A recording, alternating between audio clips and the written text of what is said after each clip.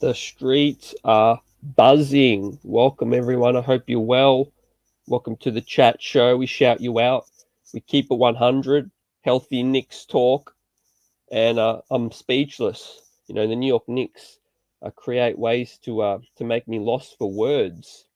But as I put in the chat, tonight was crazy, momentous game. For many reasons. We'll talk about it. We'll break it down. This is what we do. And the chat's already on fire. Salute, Will. Hope you're well. Absolutely in the nick of time. We got to talk about this game tonight. This morning, late finish on the West Coast. It was a chippy affair and some good performances from some young Knicks. We'll get into that. Mostly positive from my perspective because, some young players played well. And the New York Knicks took a loss, heartbreaking loss, But at the end of the day, the New York Knicks picked up a clutch loss, in the standings for Tankathon. And like L says, Tank Gods could not have scripted this loss any better. It's going to take about 38 to 40 wins to get in the play-in tournament, and the Knicks have 19 games remaining. Do the math. The New York Knicks are seriously looking at a high draft pick if all shakes right. And tonight may just be a night, we look back on for this club, and fate has it. We are trying to move up and get a point guard. We struggled tonight after Julius Randle got ejected. We'll talk about that. The Phoenix Suns short-handed as well, and we have to talk about that. But hey, salute to the chat, everyone watching. Hope you're well. You're watching Knicks Buzz. Give the like button a shove. And I salute Drew. Let's go. Tank is still alive. Ivy to New York City could just be. Maybe it's meant to be for Jaden Ivey. Hey, we're seriously looking at a good pick if this losing continues and we create new ways to lose. And, we'll look into the Tankathon standings tonight as well and where we currently sit around the league. And Will says, do you ever remember Julius ever getting chippy with the opposing players? Usually just refs and his own guys. He knew this game was on his shoulders and he shrugged it off. Yeah, absolutely. Although, we have seen some chippy games, against Phoenix for the last couple of years, I'd say. There was a couple of chippy games last season where, people got into it with CP3, Taj hip checked him. Randall got into it with Jay Crowder as well. Yeah, man, the Suns really wanted this game badly. They kept coming at us. Cam Johnson, Cam You Dig It, came up clutch. Hey, tell me the truth. When Cam launched that ball, you knew it was going in, didn't you? Mansa Deshaun, salute. Yeah, Tibbs really took Cam Reddish out for Evan Fournier to get cooked. Tibbs needs to go now. Definitely could have been a soft tank job, but probably not. But everyone tweeted it out, right? When Evan Fournier got subbed back in the game, Mansa, you knew the writing was on the wall, right? The Knicks just don't have that closer, right? Without Derrick Rose, especially with Randall out the game, the Knicks just can't close the game out. Sadly, they were trying to win tonight. But overall, salute to Mitchell Robinson and RJ Barrett.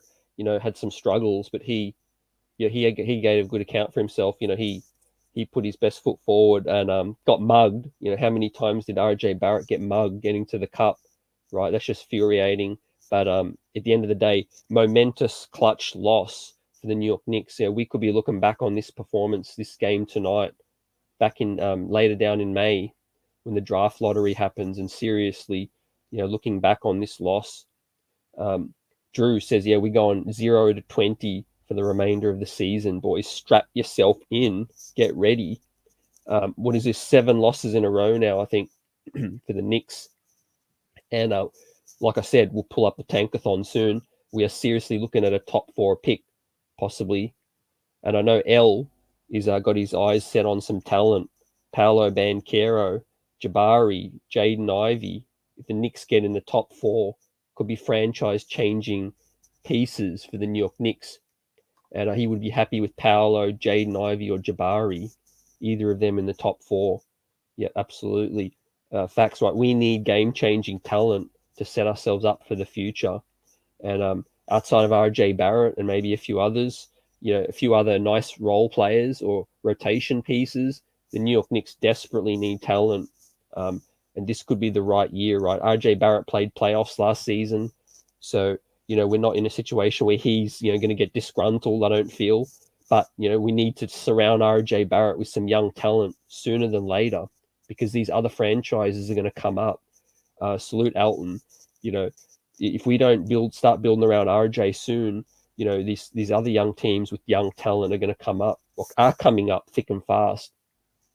And Will says, looked at the Suns, look like Suns, a well-coached team, have practiced that last second play a lot, and it ran like clockwork. Yeah, they didn't call the timeout campaign, ran the ball up the floor. You knew Cam Johnson was going to find his spot and launch it, launch the banker. And national television game as well, another L, clutch L, for many reasons. Salute Elton. But yeah, like Mansa said, Cam has all-star potential. We'll get into that too. Cam Reddish, was getting into the game, a nice groove, you could say. He was getting to the cup at will. They couldn't stop him. He had, I'll pull up the box score now. Cam Reddish had 14 minutes. Which was nice. He was getting into a groove. Was 3 of 5, 3 boards. Was a minus 15, in that short period, but they were making a run. 6 points. Was getting to the cup. That nice second unit was running up and down, and he made the substitute, and he put Evan Fournier in, who got cooked on a couple of possessions. Evan Fournier got cooked, and so happens to be that the Knicks gave up that lead. When that Cam Reddish substitute happened, the momentum swung, no doubt. And Cam Johnson it was just his night. The gods just were looking down on this game and said, this is what's going to happen tonight. The refs was atrocious again. Like I said, RJ Barrett got absolutely cooked, got cooked by the refs, got mugged so many different times getting to the cup. And it's disgusting. He's not getting that respect. But the New York Knicks picked up this loss. It was it was just meant to be, I think. You could see them inching closer and closer, and I felt like they're just going to hit that last minute winning shot, and it happened. Right when he launched it, like I said, I just knew it was going in. Mansa says Cam, RJ, Grimes, and Mitch. I'm sold on. Yep. Cam, RJ, Grimes, keep them around for the future. Mitchell Robinson remains to be seen. Let's watch. He's trying to ball out. In these last 20 games for that payday. We know Mitchell Robinson's going to do all that he can to put his best foot forward to get paid, right? And the New York Knicks have to be nervous, right? They have to be. And I salute Drew, Colonel Tibbs, the tank commander in action. Salute. Tibbs doing the dirty work for us. He should win Coach of the Year for our franchise this year. I really don't know what's going to happen with Tibbs, man, after this season. We got people in the front office divided. Leon Rose obviously supporting of Tibbs and their background, but Worldwide West, William Wesley, talking to James Dolan about what the future holds for Tibbs, right? So that's crazy. What's popping, man, child? What's popping, right? And you see so many Knick fans online and riding and dying with each game. Still, we're the best fans in the world. And people obviously hate losing a close game, but like I said, I've been watching the tank standings for a long time now, and all I want to see is young players play well, and the Knicks take a loss for the betterment of the future of the franchise, right? A lot of these pieces won't be around, I feel, right? So that's why I'm not, outside of the young players, I'm not heavily invested in in trying to pick up any wins from here on out. And Elle says, put your scouting hats on tomorrow because there's a lot of college b-ball. Ivy's team, Purdue, plays at 2 p.m. So stay tuned. Look out for that. Was tonight's loss meant to be for Jaden Ivey? And Manchild, look, depressing night. You got to go through these to experience some sunshine on the other side, right? Let Phoenix have their win tonight, right? They're in contention mode. we're in talent acquisition and development mode. Let them have this clutch win tonight, and we'll take our clutch loss. You know what I mean? At the end of the day, like we'll look back, I think, on it in May, and we'll seriously look back on tonight.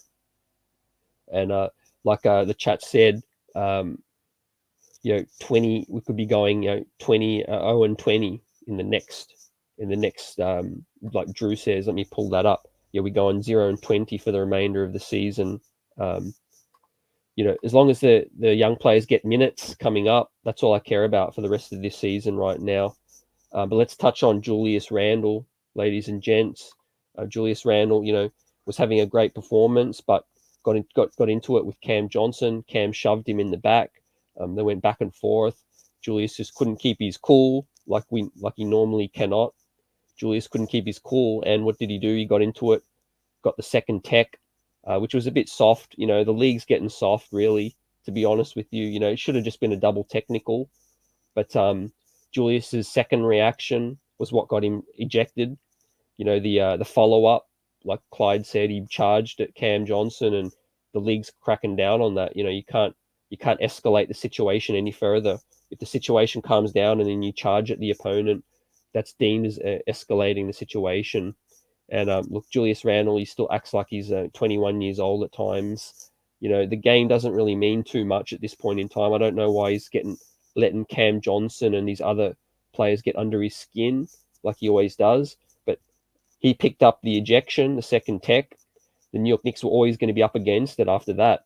They put forth a valiant effort, but fell short as well. So, another clutch key moment of this game tonight, this morning, is that Julius Randle getting ejected as well, and Tom Thibodeau and Julius Randle, that dynamic as well, where they ride or die together. They trust each other. He let Tibbs down in that instance.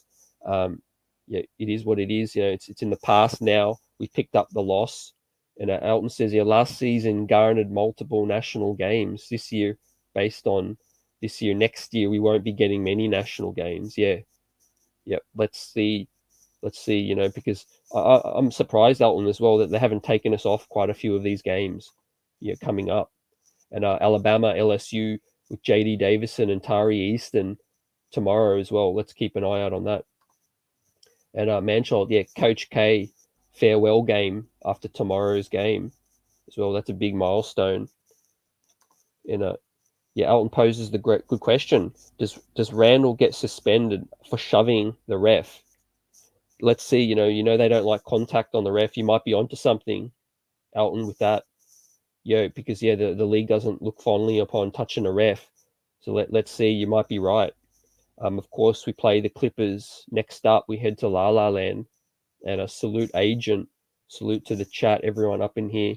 Late night, even with a loss like this, we're up in here strong on Knicks Buzz. Give the like button a shove, and we'll keep it rolling.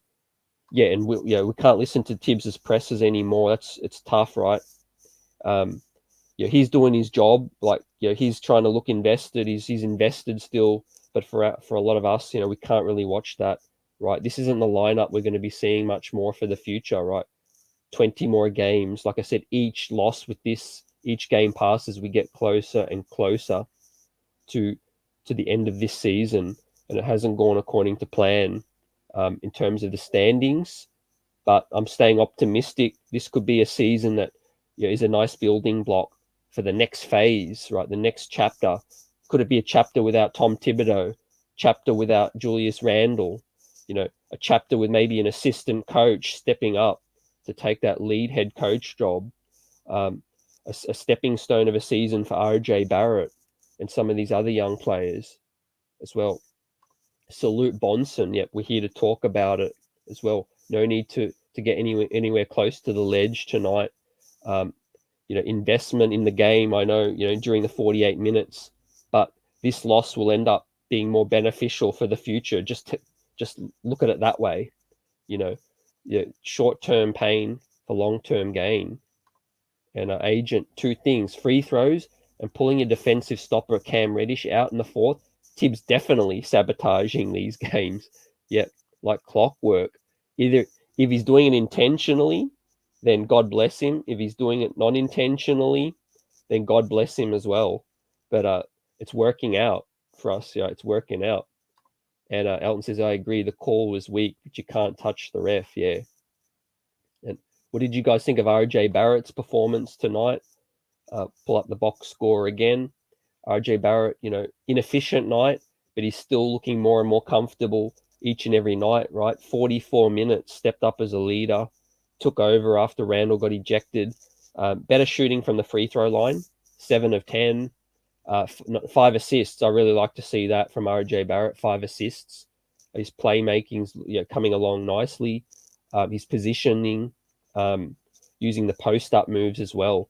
RJ Barrett's continuing his nice form. For me, 20 points. Again, not the most efficient night, but for your 20, 21-year-old franchise player, going ahead, this is going to be a situation where RJ Barrett is really, really going to use these next 20 games, and the club's going to use these next 20 games to see what the offense looks like. I think being worked around Star J a lot more. And Will says here we must still be making the networks some bag with bad basketball and all. I don't know if you saw the ratings, Will, but I think we're like 15th. We're 15th in home network ratings as well. So it's been down all year. A lot of fans tuning out, from the disappointing start with the Kemba Walker situation to frustrations over Tom Thibodeau. And Bonson, you can't build around a ticking time bomb. Julius just too unstable, and he cost us tonight. Yep, definitely. And you made a great point. Let's think of this game like we are in the playoff hunt. Like this game really meant something, and Julius did this, right? We'd be even more furious. We'd be more furious than what we are if the game really meant something tonight. And it's just been a microcosm of Julius's season, right? Last season he stepped up as a leader. I just don't know what's happened this season, right? He's just not where he, mentally where he was, and the refs were straight beyond terrible. Absolutely facts with that, right?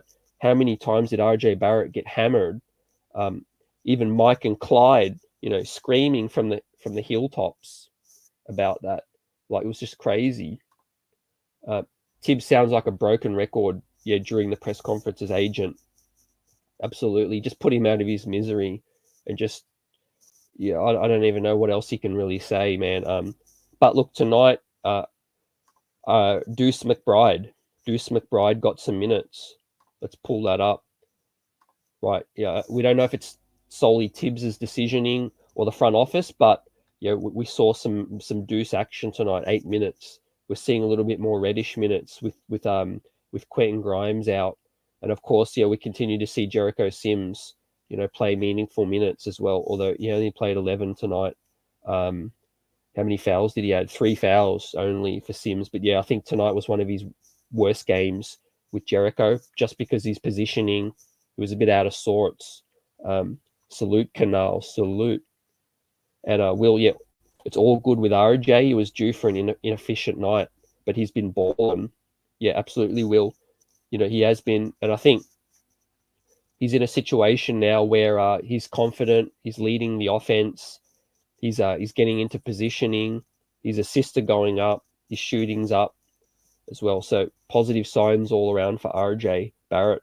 Now let's go get him a stud talent in this draft, right? This season's already a wash, right? The best thing we can hope for now is to get a quality talent for the future to pair next to RJ Barrett, and thanks a lot to Tom Thibodeau in this front office. The clock's ticking on all of them now. And agent says, the loss was a dagger in the heart for the team, because the player that hit the winning shot was the same player, that had the scuffle with Randle, and he got his sweet revenge. You couldn't have said that better myself, agent.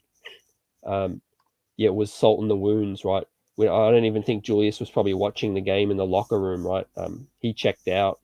It was a soft ejection, but you're right. It just fires up the team. And let's talk about defense. Staying in front of Campaign was an issue, right? How many times did he just find his way to the paint, right? This really was a shocking loss.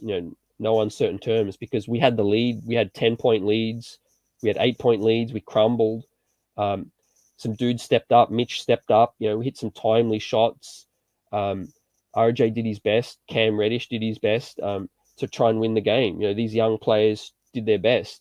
But on the defensive end, we just couldn't stay in front of campaign time and time again.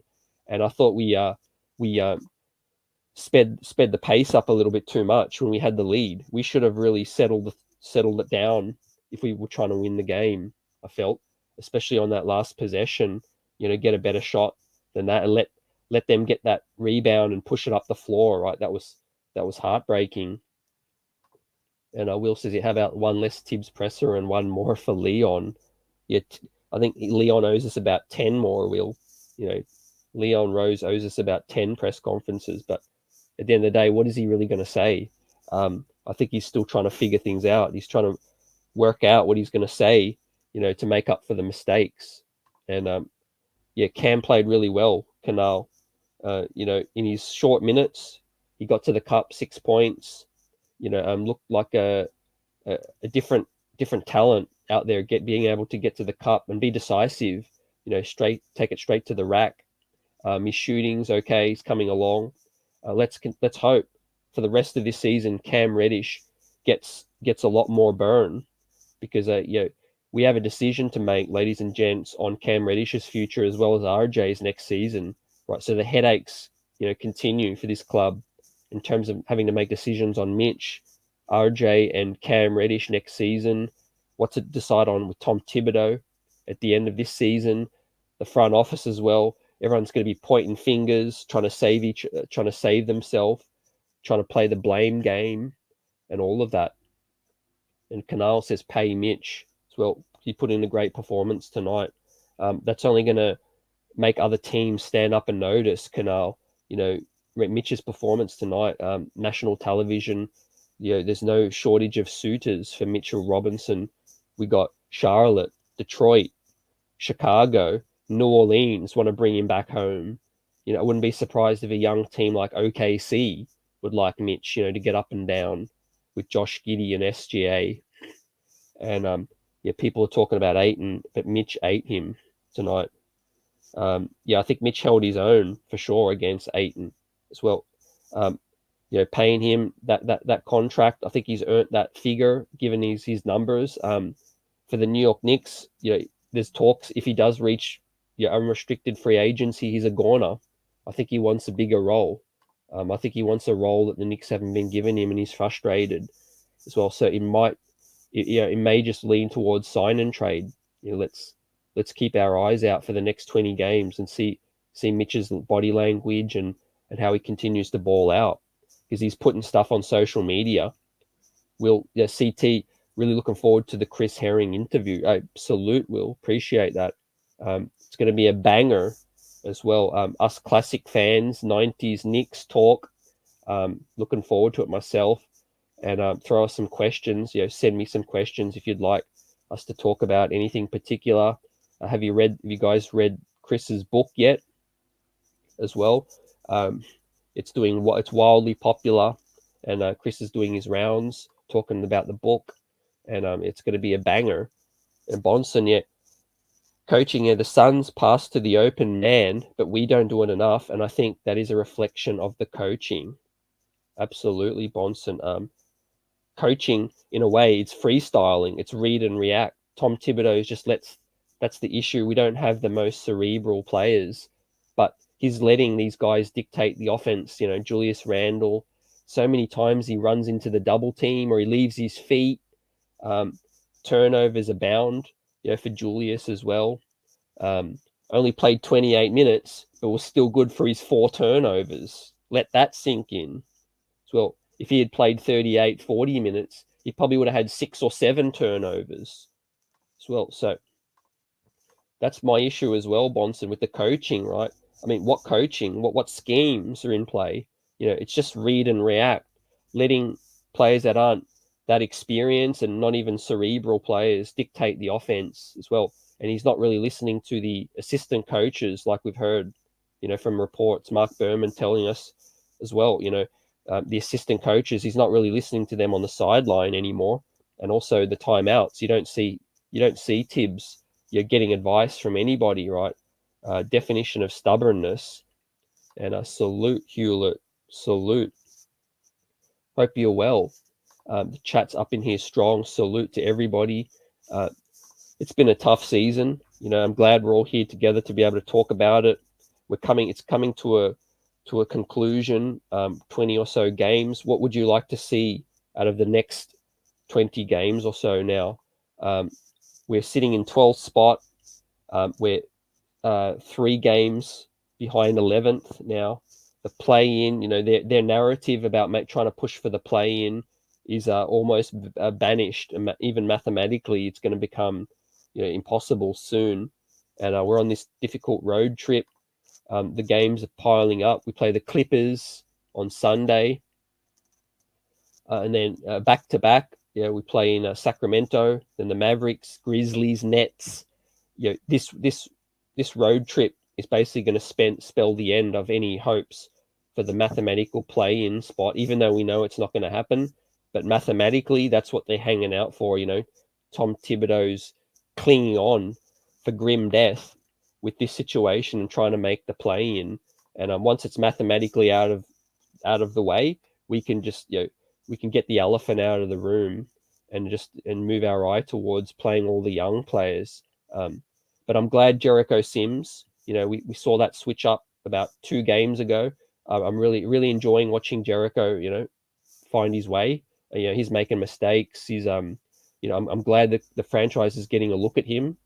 Clearly they are bracing for what's to come with Mitchell Robinson, and clearly, they think of something in Jericho, 30, 58th pick, 59th selection, he's shown a lot of flashes this season. He's shown some flashes. Defensively, I don't know if he's got it with the awareness right now. That critical turnover where he grabbed the rebound and he pulled it back down again. That's really frustrates me for big men. You grab the rebound, hold the ball up high. They always bring the ball down low and it gets stripped as well. So with Jericho Sims, I'm glad. Let's hope Deuce McBride, Cam Reddish continue to get burned.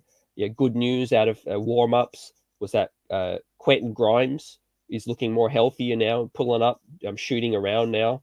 So that dislocated knee cap looks like it's not too serious. We should see Quentin back probably in another week or 2. He'll probably get another 10 games, in for the rest of the season. So that's promising. He can get some more games. What else do we want to see? Looks like Nerlens Noel, Taj Gibson are strapped to the bench. They're strapped there. That's good to see as well. We don't really need to see them anymore. And Will's throwing it out there, 3-17 of the last 20 as well. And in terms of Tankathon, we select 8th overall right now. I'll pull that graphic up in a minute later in the show. But we are seriously a couple wins away from being in that 6th to 5th selection spot. So that's what I mean about tonight. Heartbreaking loss in terms of the way we lost, but a clutch loss in terms of what's to come in May. We'll certainly look back on this loss and it'll be, with a fine-tooth comb, this could be the difference between us selecting 8th, 7th, the top 4. Just one loss. We know. We've learnt from the past. We've learnt from the Karl Anthony Towns thing with Kristaps Porzingis, right? We learnt from Steph Curry, 1 spot away. We learnt from the Frank Ntilikina situation. One loss can make the difference. It seriously can. And Alton says, can Tibbs survive us not making the playoffs? That remains to be seen. But I think if he does survive, Alton, it's going to be a bit of a culture shock. It's going to be a culture change in terms of us shifting towards, building around a younger timeline. I don't see him and Julius both surviving. I'll put it that way, because they both sort of come hand in hand. And I think either Tibbs is going to go or Julius is going to get traded, and quite possibly both of them. Quite possibly both of those guys could be out of here, and that signals a timeline change. And Manchal, we're 6 games out the play-in right now. Yep, it's all but done and dusted. basically, except mathematically. And Bonson let Cam, Obi, Deuce, and Simmons loose. The season is over. If we wind up with a great draft pick, all this pain will be worth it.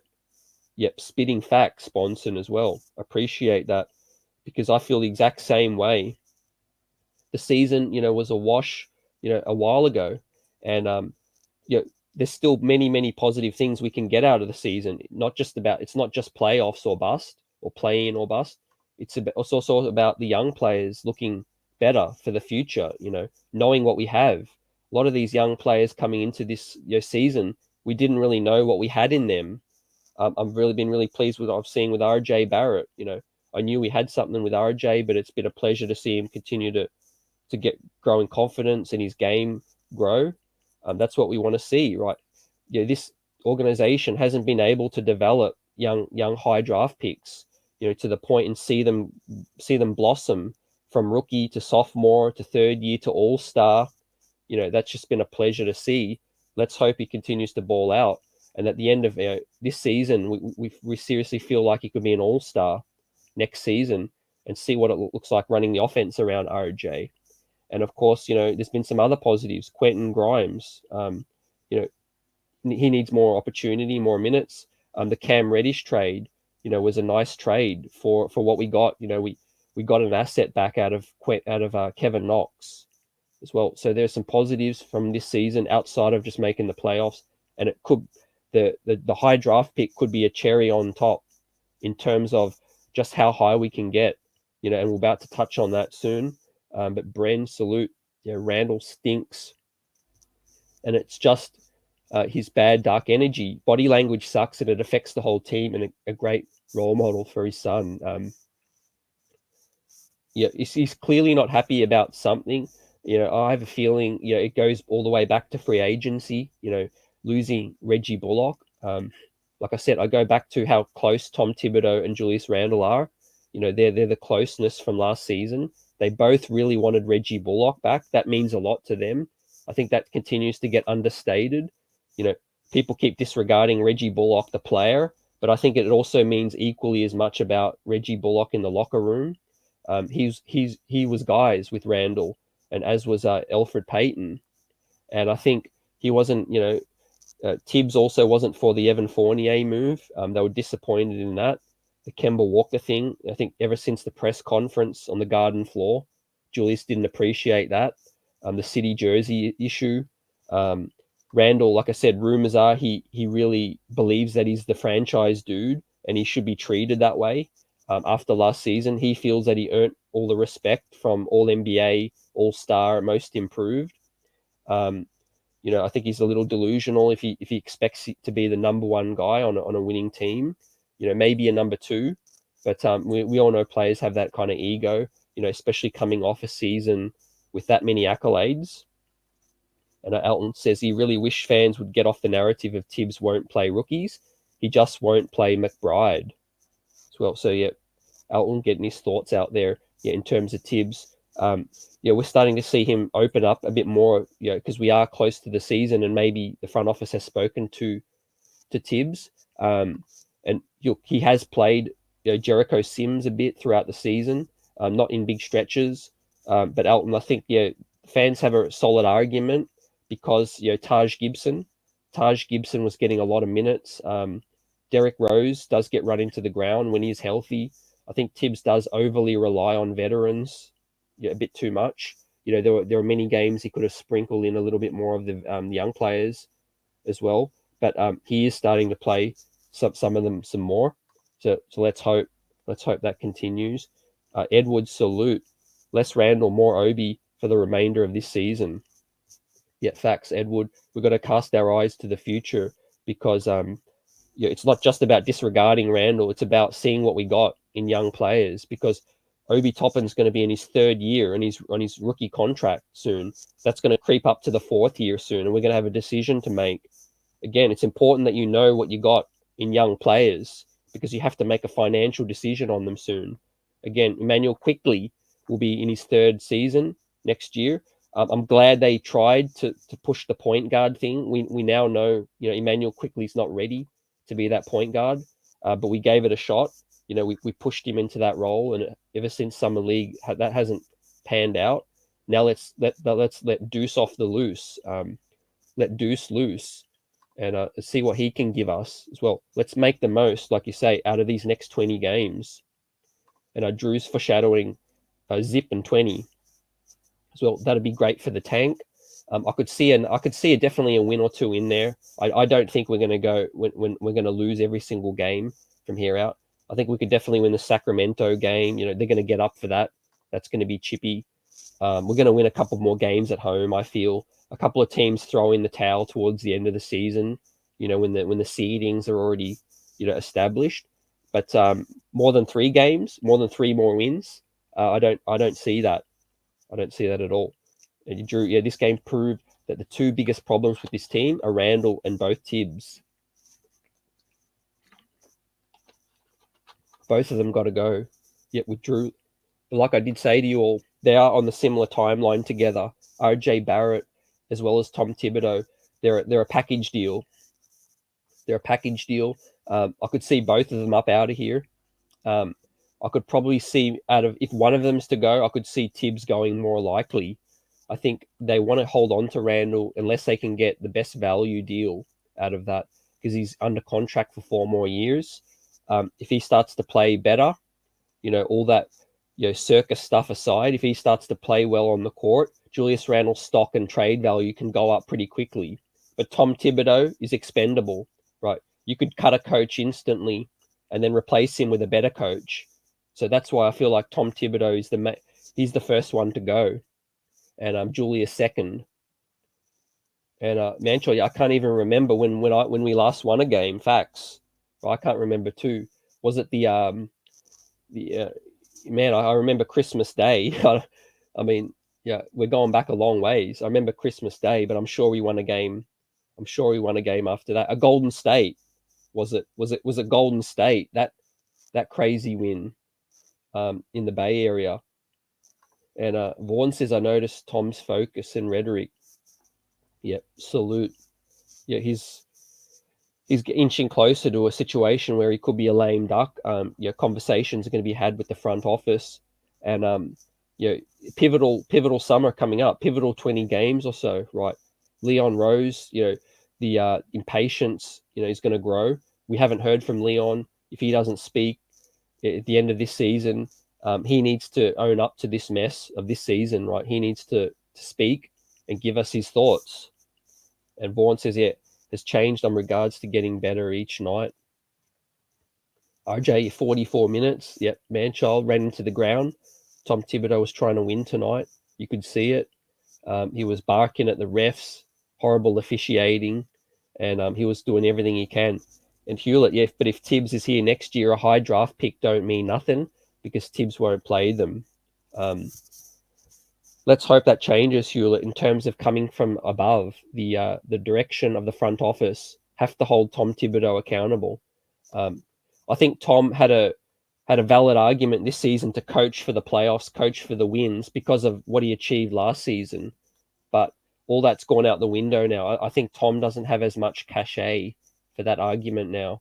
And I think, come this summer, the front office has a lot more valid argument to push back on Tibbs to say, hey, no, our timeline's changed. Like, it's just different now. We have a 21, 22-year-old to soon to be RJ Barrett, which is our best player, soon our franchise guy. That's a young timeline, so this Julius Randle thing, it's frustrated me this season. I really wanted us to trade Randle at the trade deadline. I could understand there wasn't value there. Draft night's going to be crazy. Book it out. Strap yourself in. I think draft night, any trades on the table. And salute, big task.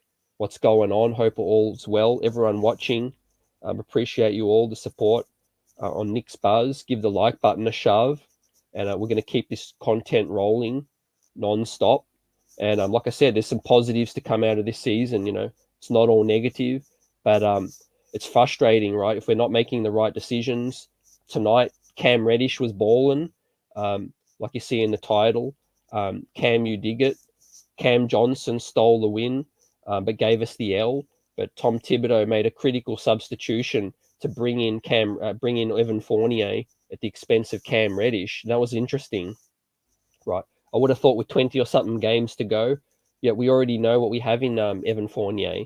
We already know what we have. Why not let's Cam Reddish ball out next to RJ for the remainder of tonight? I really would have loved to see that. And it probably would have got us the win. And what's going on with Noel? Nerlens Noel is dealing with a plantar fasciitis on his feet. It's day to day. There's days where you can go, days where he's back to the bench. What the club's saying is they don't want Nerlens to come back for a game and then have to sit again and then back to sit again. So what they're doing is they're just giving Nerlens Noel an extended stretch of rest. But I think, as the losses pile up, I think we may have seen the last of Nerlens Noel in a Knicks uniform. Yeah, like Hewlett's asking too. Yeah, probably saving him for next year because they know they might be losing Mitch. We might be losing both of them. You guys may have seen an article from the New York Post by Berman about some free agent centers that the Knicks are looking at. Could be looking at Mo Bamba from Orlando. We have Christian Wood. Christian Wood's probably going to be out of Houston. There's some names out there, and let's see. And like Manchild's saying, to Johnny Bryant, where is Johnny Bryant right now? He's always concentrating on the bench. You don't see Tibbs listen to him. You don't see them interact too much. And like we've heard, Tom Thibodeau doesn't seek much input from his assistant coaches. So let that sink in. A lot of dysfunction all around. I've got to be honest, they're doing some good work hiding this dysfunction, because rest assured there is some dysfunction going on with this team, this front office right now. Dudes are being professional about it, but you can see there's a clear divide. There's divide among decision makers, different agendas, timelines. Tom Thibodeau trying to push for play-in still. You got Johnny Bryant silent, maybe waiting for his opportunity. Mike Woodson took the best available chance this season. Kenny Payne wants to go coach Louisville. Let's see. And Bonson says, as long as Julius and Tibbs are on the team, Obi won't get a chance to succeed. I hope I'm wrong. No, I don't think you're wrong, unfortunately. It's the truth. Like I said, Tom Thibodeau had the cause to push for playoffs this season because of the track record from last season. But after this season, that track record's out the window now. It's play the young players, develop them, develop the next winning team. Let's not microwave this thing like Tom Thibodeau's trying to do. He's trying to get every single win, and it's detrimental to the development of the team, the players, the growth. And there's all reports, Tom Thibodeau hates the draft process. He hates the rebuild. He hates all of that. Maybe he's just going to get spooked and scared out of this, and hopefully, maybe even pushed out, because I don't know if he really wants to go through all that at 64 years old. Right, we're headed for a top draft pick. We're about to do look at the tank standings soon, and we're inching closer. Right, there's some quality prospects. March Madness is just beginning. I'm getting excited for that. I hope you are too. There's some quality talent that's going to help this team. Maybe not superstar potential if we don't get into the top 4, but definitely some starting talent that's going to help this team. And Troy says trade whoever for SGA, draft Sharp, and start from there. That's a nice plan, Troy. I can get with that. Well done for that. SGA, pull off one blockbuster trade and sign and draft one quality talent, and watch our timeline just shoot through the roof. I know it can be dark days sometimes, but we really can be closer than you think. Look how Cleveland came up out of the blue. Look at Detroit and OKC building something quality. Don't be surprised if the Houston Rockets look nice in a year or two. Your generational talent can change everything. And like you're saying, Troy, try to swing that big trade for DeJounte Murray, SGA, Donovan Mitchell, Zion, even if that takes your fancy, whoever it is, that young star talent that we compare with RJ, and then hopefully we get a top 4 pick. Hopefully the lottery odds, bless us this season, and we can just quickly rebuild or retool, in a nice way. and you have doubts over RJ, okay, RJ is not that guy from Troy. Let us know what parts of his game are you most doubting, and what do you want to see him improve on? And salute VJ, salute. Knicks aren't getting SGA, so we got to stop with that. Yeah, Sam Presti does play hardball.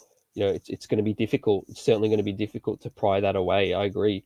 Manchild, Shaden Sharp could be legit facts. Unknown prospect. The New York Knicks, of course, have ties to Kentucky. We would ideally like to have the best intel out of any team, but we know teams have stolen talent from us at the very last minute. So the whole organization is keenly watching that situation with Shaden Sharp, as well as all of us. And VJ saying, yeah, the realistic option's Brunson. I agree, facts with that. The ties with the family ties with Leon, CAA. Nice article as well today as well, talking about Dallas, with Spencer Dinwiddie performing for Dallas, and that makes Brunson more expendable. So salute. Adam, the streets are angry. Tibbs got to go. The front office got to go. Yeah, Adam, I hear your frustration as well. Let's talk about it. The future is still bright for this organization. We just got to clear some of these, hurdles, so to speak, clear this junk out of the way that's blocking us, blocking the sun from shining in. Short-sightedness has hurt this franchise for way too long. We got to get out from that. We got to get out from that short-sightedness. We have quality young talent. We can just continue to build through the draft for the next 1, 2, 3, 4 years. And I think, we'll be there. We'll be closer than we think. But trying to run this Julius Randle veteran situation, it's not the way to go. I don't think it's the way to go. And Drew, I did see Rob Perez's tweet. Yeah, a lot of fans writing and dying, sick of this situation, running the treadmill of this New York Knicks cycle, right? Heartbreaking losses year after year, looking at tankathon standings. I understand people are sick of it. I understand the frustrations. I really do, right? We're all fans of this team, organization, and we just want to see some winning, consistent basketball, right, every single year. James Dolan continues to trust people to do a job that they're not competent or capable of doing. It's unfortunate. At the end of the day, Lady Luck's got to come soon, right? It's just been way too long, unless we're cursed. And VJ says it would have been a sign and trade, because the Knicks don't have the cap space. So point guard, I'm glad you mentioned that too. Like, we seriously need a situation in the point guard spots resolved. Like, I don't care if it's a young point guard that needs time to develop, Deuce McBride, maybe even Rokas Jokubaitis that's going to come down. But we need something to hang our hat on, because we tried with Emmanuel Quickly. It's not it. Alec Burks ain't it. It just ain't it, right? We're just doing too much patchwork at the point guard spot. And Ephraim, salute. Tom Thibodeau is in love with Burks, 35 minutes again. Right, yeah, where's Leon Rose at? Where's Wally at? Situation where he needs to come in and seriously correct this, because 20 games to go, we could get something out of this season still with playing some of these young players, build their confidence up, not trying to push for this play-in. And the sooner this mathematical chance of making the play-in, it's embarrassing that they want to wait till it's mathematically not possible. That's silly. It's not possible at all, right? We need to be looking the other way. And like I said, a momentous game tonight, because this loss means everything in the standings. We'll look back on in May, and this loss will mean a lot, because we've missed out on our prize selection so many times by just one game. And had we win tonight, that seriously could have been a detriment to getting the highest possible talent. I trust our drafting now, different to yesteryears, because we have Walt Perrin, we have Johnny Bryant, we have Brock Aller, we have draft scouts in Europe now. It's a deep draft. Like I said, if we can get into the top 6, we'll do the tankathon shortly, but we'll get into the top 6. We could have a serious chance of moving up into the top 4. And the concern is Brunson wants over 20 mil. I can completely understand with that. And salute Spree. He's on the fire. Tibbs, get him up out of here. And he pulled Cam, who was balling out. Again, our frustrations, we want to see that lineup, man. I was enjoying the game, seeing those, Cam get to the cup at will. Bully the slender Mikal Bridges. Cam Reddish's potential and size was on full display tonight. I was loving that. And then what happened? He got yanked for Evan Fournier, a 29-year-old who he knows game's not going to get any better. And it's unbelievable. And then why did Evan tell RJ to clear out? Yep. Facts, Spree. I love the passion, the energy out here. The chat's on fire. You guys are keeping this thing buzzing. You keep the streets buzzing. Knicks buzz. Give the like button a shove, and we'll keep it rolling. And Elton Lee, you bring up an interesting point to Elton. Goran Dragic. We're at a situation where the buyout market, team players aren't even seriously looking at us to come to in the buyout market because they're worried about their minutes situation. That's what I'm concerned about long term too. In terms of young talent wanting to come to the Knicks, right? Be honest with ourselves. Do you think we're an attractive organization for a young pick that's going to come up here and expect minutes, right? They see Tom Thibodeau here. They're almost inclined to run this opposite direction now. There's rumors Tyrese Halliburton didn't want to work out for the Knicks as well, so he was worried about that situation. Drew says, honestly, I'm all in for this team to get a top pick, and in all honesty, I'd much rather keep losing. Me too, absolutely. And like I said, there are levels to this. I'm not some sick person that just loves to see my team lose. No, it's the opposite. I want to see us lose for the betterment of what's to come, because there's only 20 games left, and I still feel like even in losses, there can be positives. There can be a lot of positives in a lot of games this season, like tonight. We saw RJ fight in adversity. We saw Mitchell Robinson give it his all. We saw Cam Reddish blossom a little bit until he got pulled. Just wait till Quentin Grimes can come back. And I don't want us to bring back Derrick Rose too. That's another sickening thing that could happen. We could still think that Derrick Rose is the savior of this thing, right? I mean, he's a warrior. He's putting out videos on social media saying, watch me come back and light things up. But I'm like, man, just call it for next season, D Rose. Maybe we could package D Rose on draft night to a contender for a nice package, right? A nice sign and trade or something, as part of another deal. And I salute Victor and Knicks Brazil. Salute fam. Randle guilty today. Yep, absolutely. Wears his heart on his sleeve and couldn't keep his cool tonight. But it was a soft ejection. Definitely was a soft ejection. But Randle, it was definitely he brought it upon himself. I think it should have been a double tech and left it at that. But yeah, I agree. Randle all season long, he's just been aggravated, disgruntled, angry at certain things, right? It was crazy to see. And Eric, salute on some hot prospects, Benedict and Jaden, come on home. Facts, right? Let's keep our eye on the pulse with March Madness. And like I said, don't let no rhetoric fool you. This is a deep draft.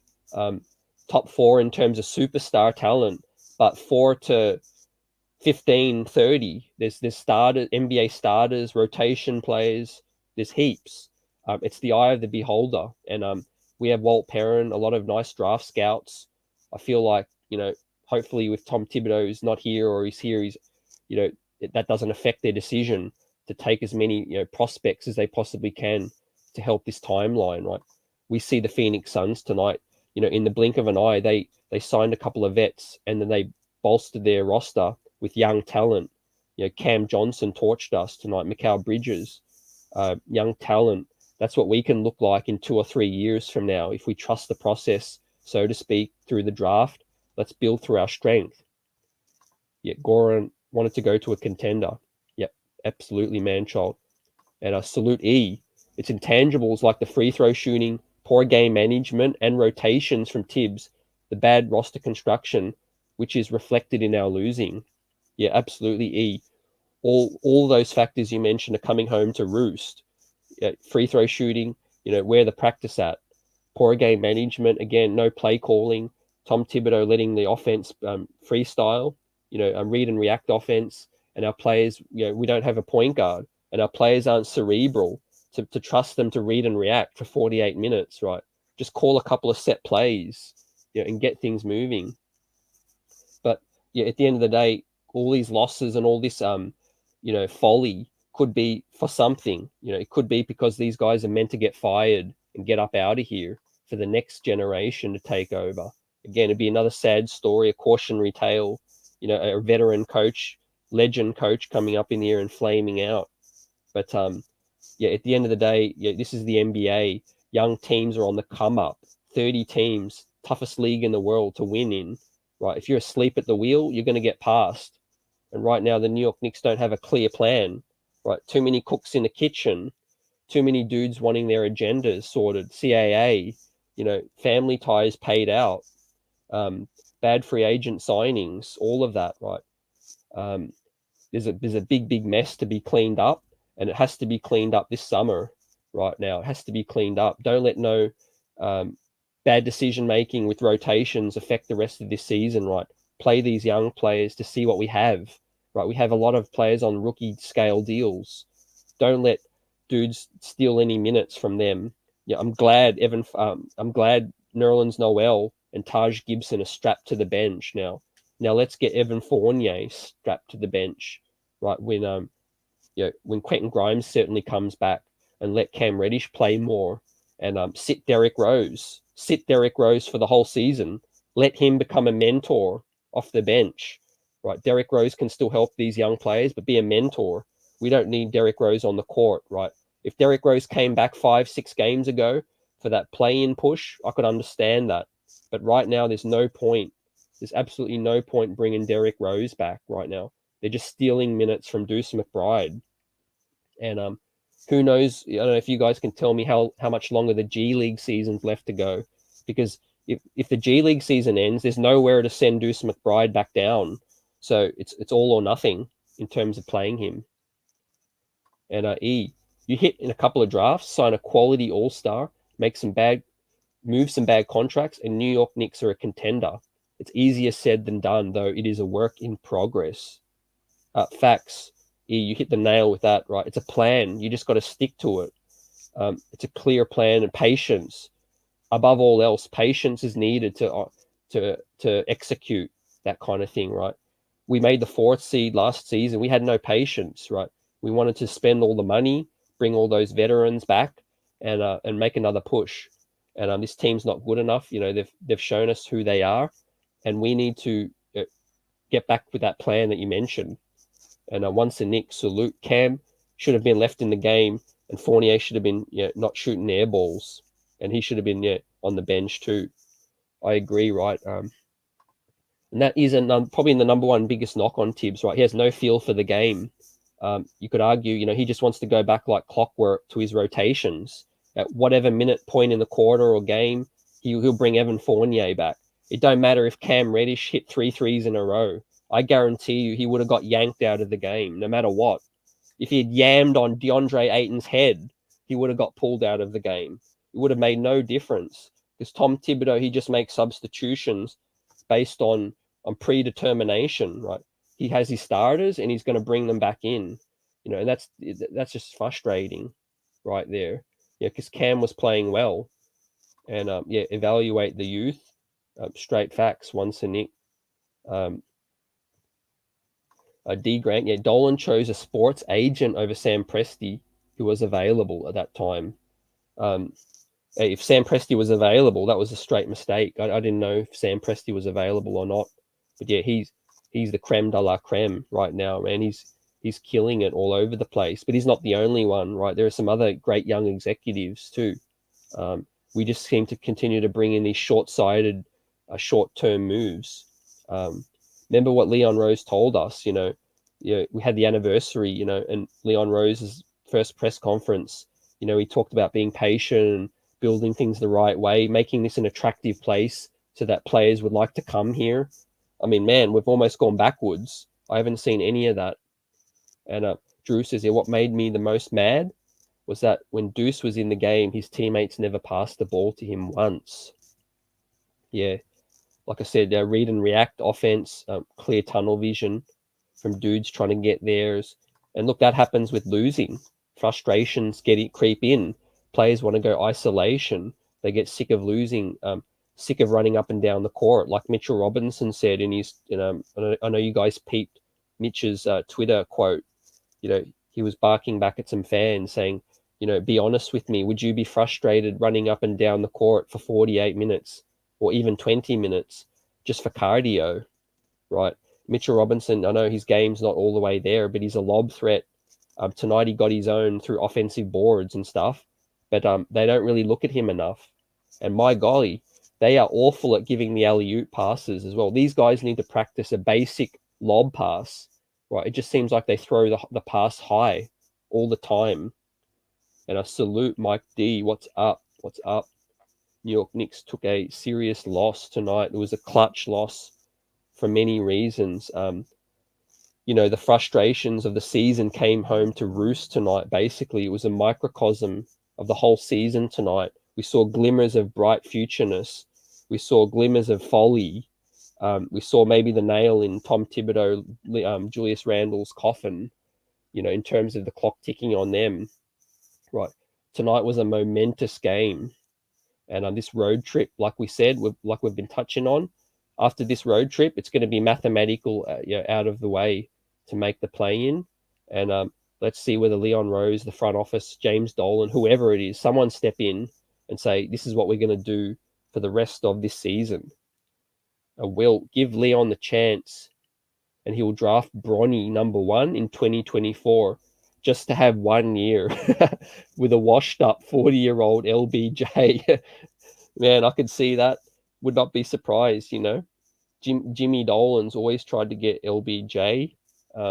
It's his favorite arena. That's on record, right? LBJ would probably come, but in true Knicks fashion, like you say, it would be 1, 2, 3, 4 years too late. It'd be a LeBron James on minutes restriction. We'd be the only franchise to go for to get LeBron on a minutes restriction as well. That's crazy. And Mike says, Tibbs is done. Stubbornness creeping in. Again, what worries me is Leon Rose and him are tight. So we just don't know what's going to happen, right? Does Worldwide West need to be that dude, that mole that steps up and gets in James Dolan's ear to save himself and just clear house?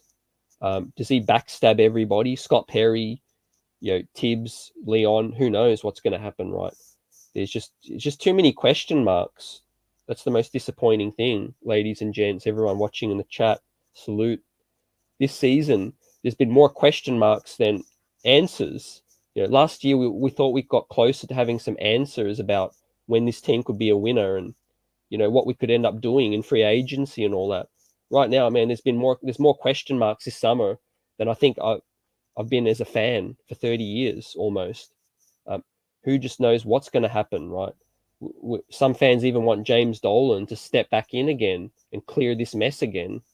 And it just seems like we were just there yesterday with Phil Jackson and him having to step in and clear Phil Jackson out the way, right? So, again, it was a gamble. I don't know how many of you had faith in the Leon Rose, the agent route, bringing in a super agent, letting them work the thing.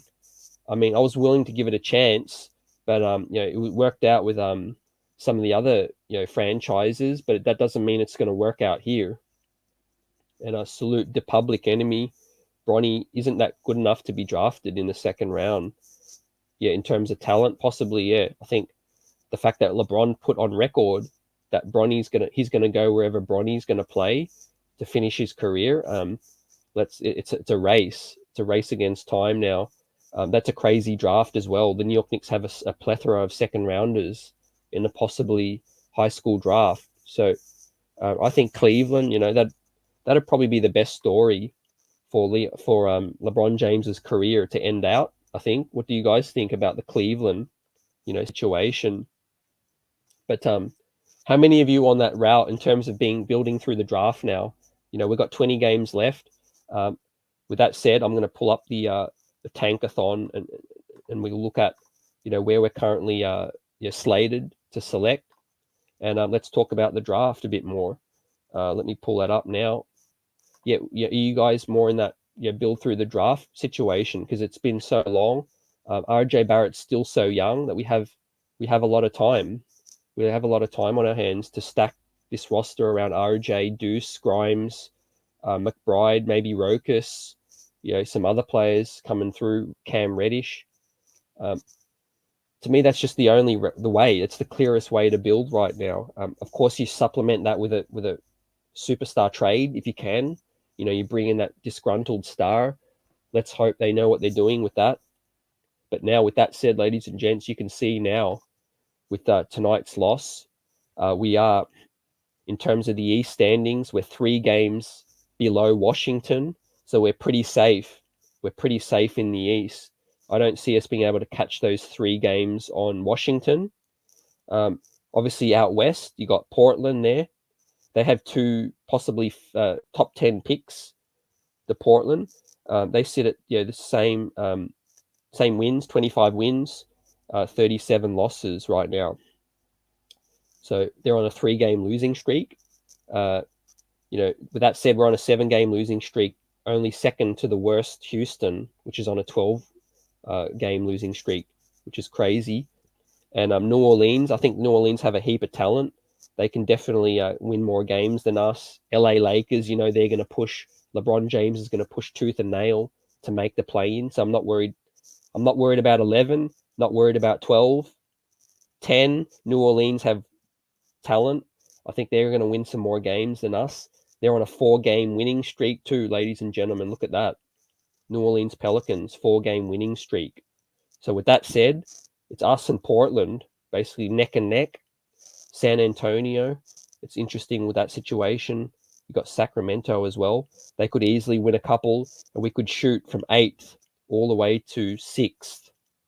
And I'll be doing a bigger show on Tankathon and deep diving into the past years and work out how the odds work and everything for everyone that wants to know. But basically, in past years, I can put this out there that if you can get into that 7th spot, 6th or 7th, your chances of jumping into the top 4 increase exponentially. And we'll do a simulation here, and the New York Knicks stayed at 8th. I'll do another simulation, 8th again. 8th again, and we move down. Okay, so it's taken 5 spots. We're moving down. 8th again, down again. 8th again. So see, you can see what I mean by when you stay in the 8th spot. Okay, we finally move up. We moved up 5 spots to the 3rd selection. That took about 7-8 tries. But if you get into the 7th spot, if you can just get 1 more spot above, your odds increase dramatically. Like you see here in the top 4, 32% chance of getting into the top 4, 37% chance of getting into the top 4 if you're in the 6th spot, 26% chance if you're in the 8th spot where the Knicks are. So that's what makes tonight's loss a lot more important as well. Sacramento, if they can win a few more. San Antonio, the Knicks can get into 7th or 6th. You watch the chances. You watch the chances of being able to get up. Is a lot higher. Basically, so we'll do a further dive into that. March Madness is beginning. We'll pull the Tankathon mock draft up in here so you can see. Basically, it's a deep draft in terms of starting talent. You got Chet, doubts over his size, whether he can play the center spot in the league. But he's a hybrid power forward, skinny, scrawny as anything. 19 years old, can stretch the floor, can do it all. Jabari Smith, very polished. Paolo, very polished. Jaden Ivey, doubts whether he can be a floor general, but superstar potential. Jaden Ivey, superstar potential with his athleticism, ability to get to the cup as well. He'd make a nice fit next to Donovan Mitchell if we're able to get a Donovan Mitchell up in here. Then you got AJG as well, and then the mystery prospect Shaden Sharp as well. He's a superstar potential as well. If the Knicks can get lucky, he enters the draft as well. We're only just a couple of picks away from a bona fide difference maker, ladies and gentlemen. We're getting to the serious discussion of getting a bona fide difference maker now. and it may make this season all worth it. It's been a challenge. People obviously doubt, with Tom Thibodeau's here, what's going to happen with these rookies. If we get a bona fide talent. To be honest with you, I'm not all that worried in terms of if it's a high draft pick.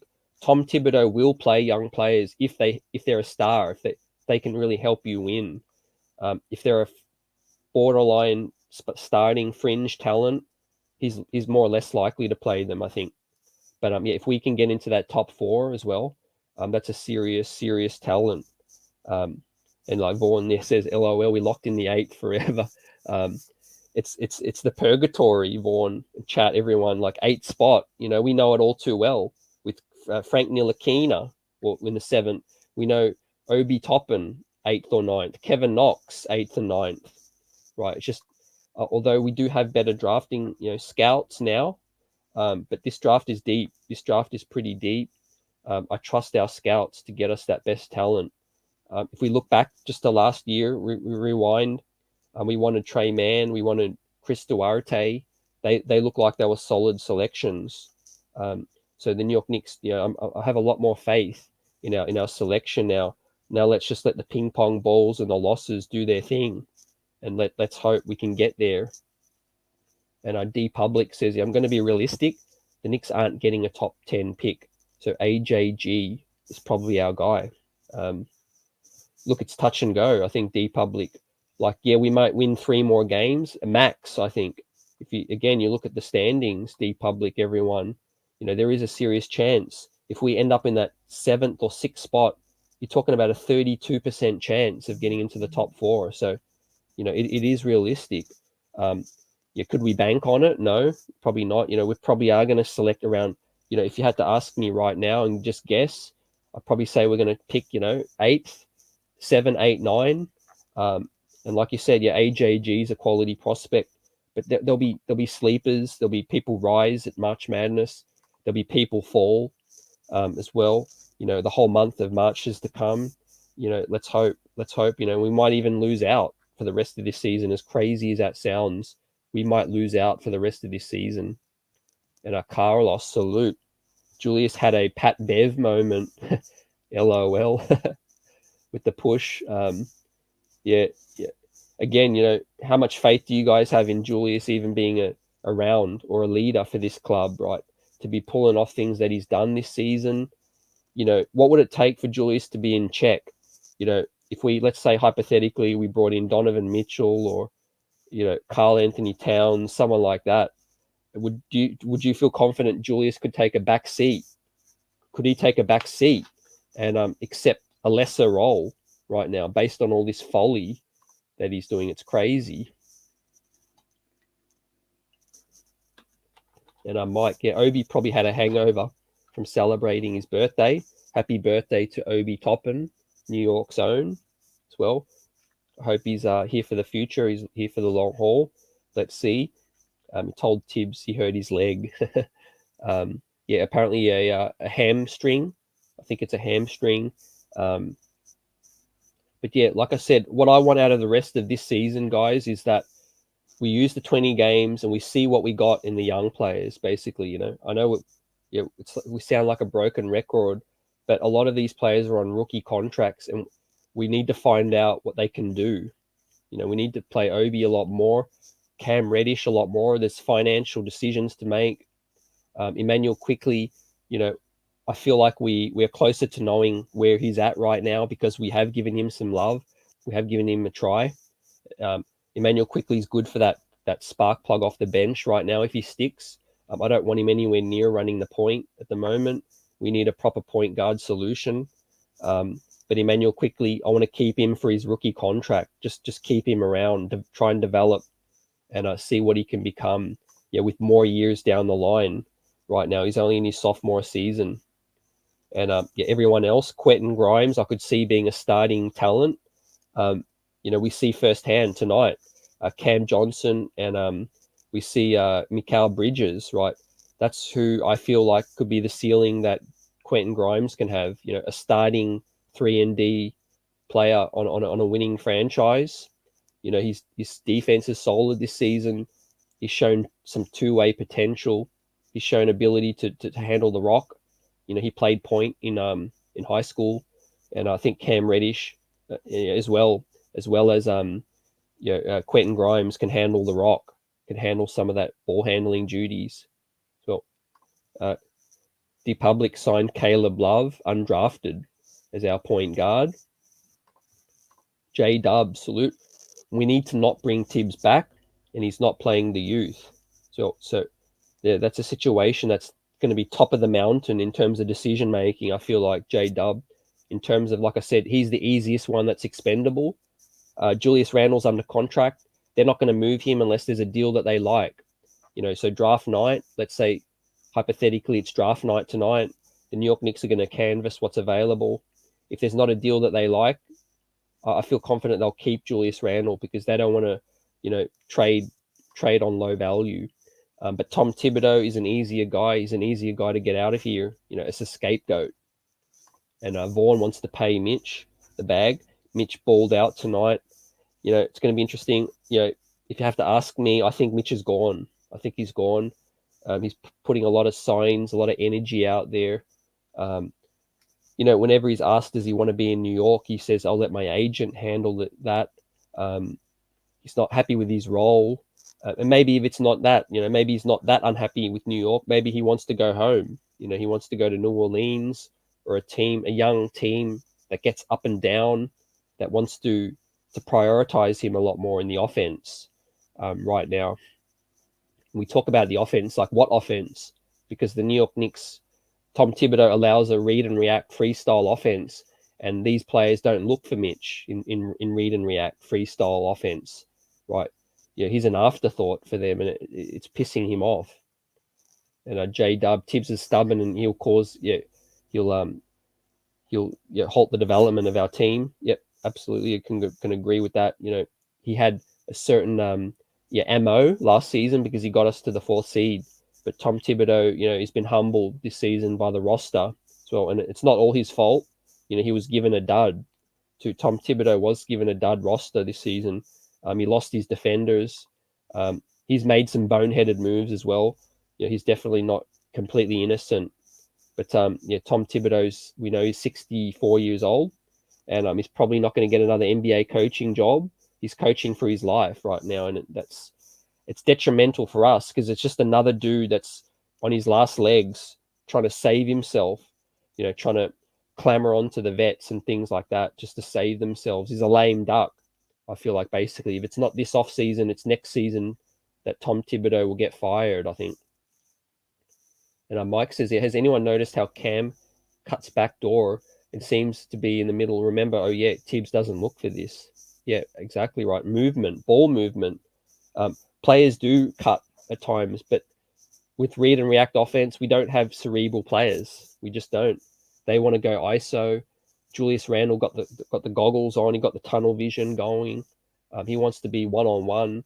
He wants to be Kawhi Leonard, Paul George type player, but that's just not his game. And look, the sad thing is Julius Randle look even better with a nice point guard. With Julius Randle putting in his spots, like let's pretend we had CP3 or someone that could just tell Randle, get over there. I need you over there. Get out of the way. Wave him off. All of those kinds of things. I think Julius could look nice, with a decent point guard. And peace, Duras. Give us your thoughts on tonight in the situation. Did you catch it tonight? It was a momentous loss, a clutch loss for the standings in the tankathon, but also some bright sparks for the future, right? So thanks a lot, Tom Thibodeau, tonight. I'm glad Jericho Sims, salute G Money. Jericho Sims is getting some burn. He doesn't look ready to be an NBA starter, but I'm glad we're giving him these development opportunities, for the rest of this season. And like J-Dub says, it could be because they feel like they already know through back channels that Mitch is gone. Let's not underestimate what they may know. With William Wesley, talking to his agent, Ian Begley's already put it now out there on record that his agent, Thad Foucher, and the New York Knicks aren't close on a deal. So, that could just be posturing. It could be just BS or whatever. But I feel like it's probably a 30% chance Mitch is here. 70% chance Mitch is gone as well. I just don't see the organization paying this to the 15 mil, and I can see another team, a team closer to contending, able to pay that. Like we spoke on Chicago, maybe even not contending, but Charlotte or New Orleans might want to pay Mitch as well. Like J-Dub says here, the Knicks didn't extend him due to his lack of offensive game development and his injury history. But put this out on record too. I think it's a fair contract in terms of Mitch's numbers.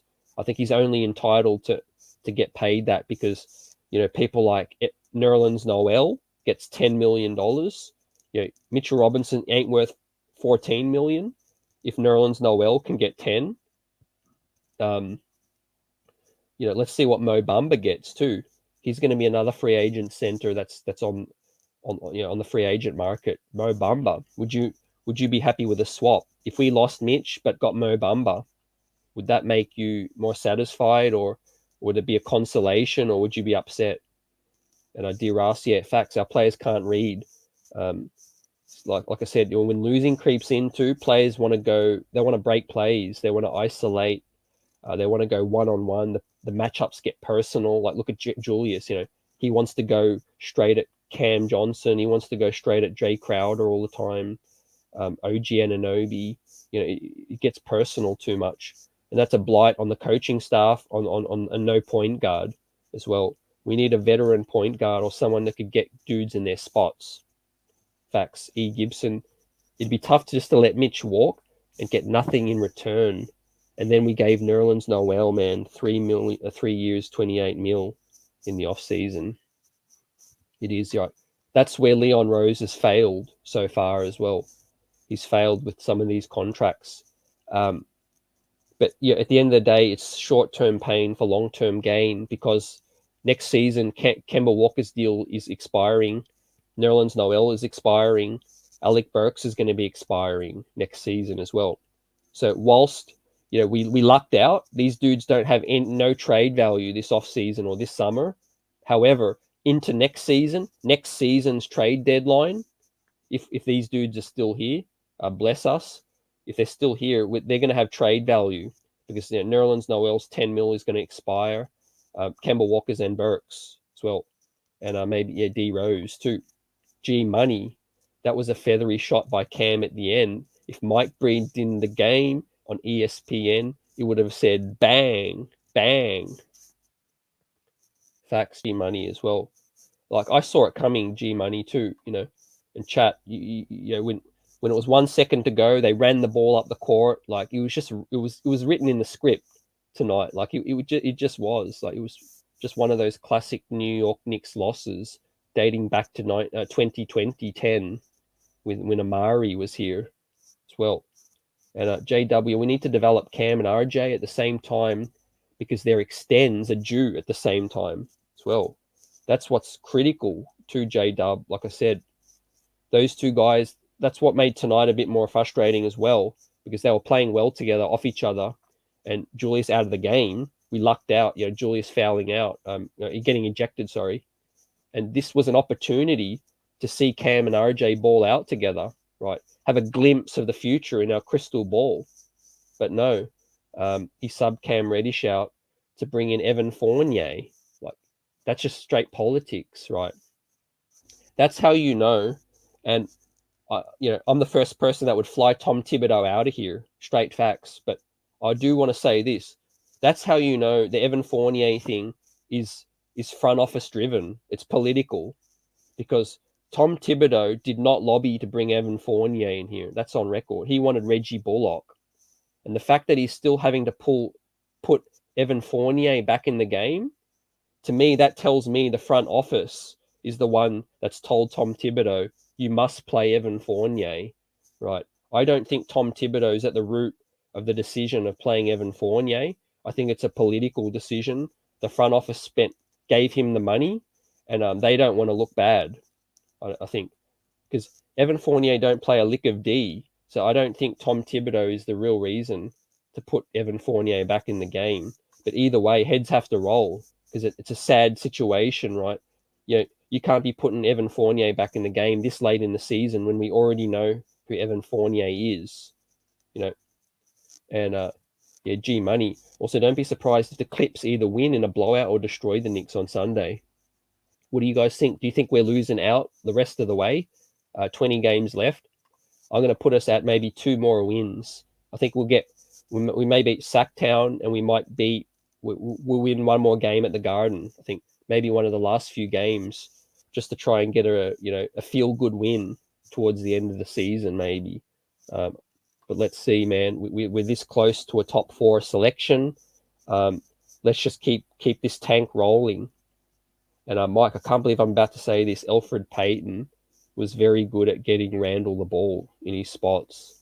And no lies, Mike. No lies. That situation last season, a lot could be said more so off the court, for the chemistry in the locker room. Elfrid Payton, Julius Randle from similar areas, played with each other. Reggie Bullock played with each other too. And I think that was underestimated a lot. Kemba Walker-Key came here with some kind of ego still, believing his game is where it's somewhere at. And I think Julius Randle was upset with the moves being made because remember he also took a pay cut. And Vaughn losing Mitch and re-signing Noel is crazy. Robinson absolutely would have made a difference in the ATL series. Yeah, he would have. Facts, I agree.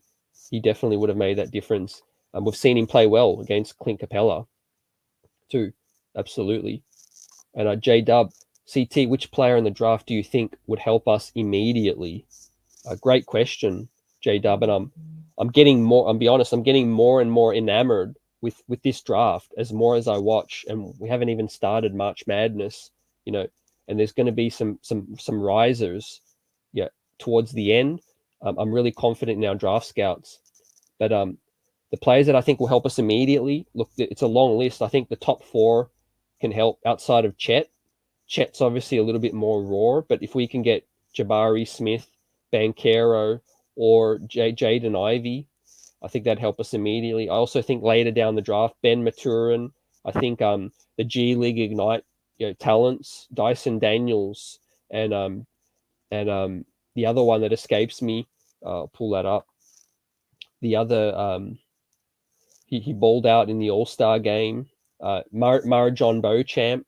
I think those guys with the G League experience would help us immediately as well. So they're just some names too. I feel like there are a lot more. So stay tuned. We're doing more draft shows.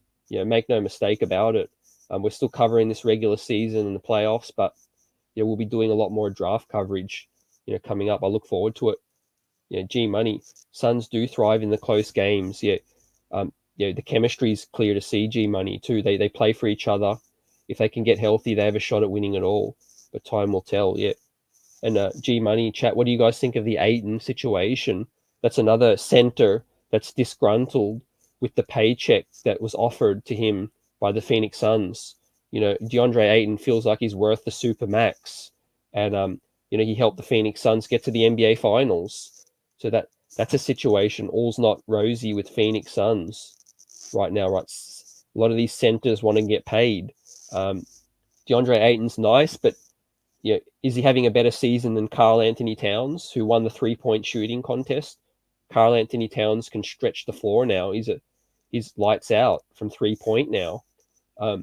That's a kind of center that would work. Ironically, it would work perfect next to Julius. If you could have a stretch 5 that could stretch it like Cat next to Julius, then Julius is a great fit. I think with that said, and G Money says we win against the Kings, the Pistons, and the Magic. Yeah, I could see that too. Although the Kings one, is on the road, so I could see a loss as well. And the Magic are playing quite well recently. I'll pull up the streaks for the Magic. The Magic they're on a 1-game winning streak. Detroit's on a 2-game winning streak. So these teams with young talent are starting to find chemistry late in the season, which is exactly what we should be doing. We should be letting these starting 5 of the future, play more together. And Vaughn says, if Thomas is being told who to play and who not to play. We are not tied together as a competent franchise. Just because a player makes a particular salary shouldn't mean he's put in that role, and it hurts us. Yep, absolutely, Vaughn. Like I said, politics, that's what it comes down to at the end of the day. Too many cooks in the kitchen, too many dudes eating a paycheck right now. And the list continues to grow. Gerson Rosas he was brought in by, looks like James Dolan even. James Dolan ain't happy. So that's interesting. With that said, we're in a situation where we're in a front office again divided, and we need to get on the same page straight ASAP. And Johnny Davis, Johnny Davis as well. Hey, the list goes on. It's a nice draft this upcoming class, and I look forward to March Madness, man. I really am. And we need to draft the best player available too, like E says, wherever we land. Let's hope it blesses us into the top 4 as well. There are a lot of nice fits, a lot of nice selections, and we can't fumble the bag. We can't fumble this decision, because this is a very, very pivotal draft. And make no mistake, the fact that we know we have at least one cornerstone building block in RJ Barrett, that does help us make a decision sort of around fit. But like you said, best player available all day, every day as well. And no thanks, he's not worth anything over 20 mil, Troy says. And wow factor salute. I don't know how the Knicks lost this game. Me too. We invent new ways each and every season, don't we, to lose games tonight. Buzzer beaters. I mean, man. In the words of Ron. But yeah, like Hard Stuck says, salute, because we are tanking as well. I think we're tanking by pseudo tank. But yeah, bringing Evan Fournier back in for Cam Reddish, that was suspect. And get our hard hats on and our combat boots ready as well. And sounds like Hard Stuck's believing in this draft as well, and he's got some eye on some talent. Second round picks, Jordan Hall or Caleb Houston as well. And in terms of the second round, it's deep. It's deep, man. It's deep. And the comment, what do you got for us? This guy looks like Littlefinger from Game of Thrones. Yeah, in terms of the second round, it's deep. Like I said, I've heard spoke to a lot of dudes that are following the draft, and from pick 15 into 30, 35, is a lot of parity, a lot of parity, ladies and gentlemen. And of course, it may not really matter too much. We need to get into that top 6, improve our draft odds, with all of these losses. And it's great that we finished this season with this road trip. It's going to be nice and easy for us to take some losses, but it's also a good chance to pit our younger players up against some tougher opposition, some tough situations right now coming up. We've got the Clippers, the Kings, the Mavs, who are really making a push. Spencer Dinwiddie is helping them out after they offloaded KP. And Memphis playing like a team on a mission to create history. Then the Brooklyn Nets, then Portland, the Wizards, Jazz, Hawks, Hornets, Heat, the Pistons again, the Bulls, Hornets again, the Cavs, Magic, Nets, Wizards, and then the final conclusion against the Raptors. So that's plenty of games to stack up some L's, for this organization, right? And to get up into that top 4 would make this season all a bit worth it. And then that's when I think you cut bait with Tom Thibodeau as well, and you make that push. You elevate Johnny Bryant, or you open the door for anyone to interview. Bring Kenny Atkinson in here to interview as well, which is going to be challenging because, again, they passed on these guys. So what's that going to say when they had to revisit the coaches that they passed up on as well? So the New York Knicks may nick all over again. And like J Dub says, this draft will define our team. We're not getting no good free agents. That's a pretty sad fact at this point. However, there are some star talent that I could see pushing for a trade. We may not be able to sign them as a free agent, unfortunately, but I could see in the next 3 years a disgruntled star. We all know the names, so not going to delve into it too much, but I could see one of 3 guys pushing for a trade to the New York Knicks. If we continue to look decent, or we look competent, I could see that happening. And wow, it's couldn't what happened this towards, but just shows anything is possible. But the Knicks impressed me.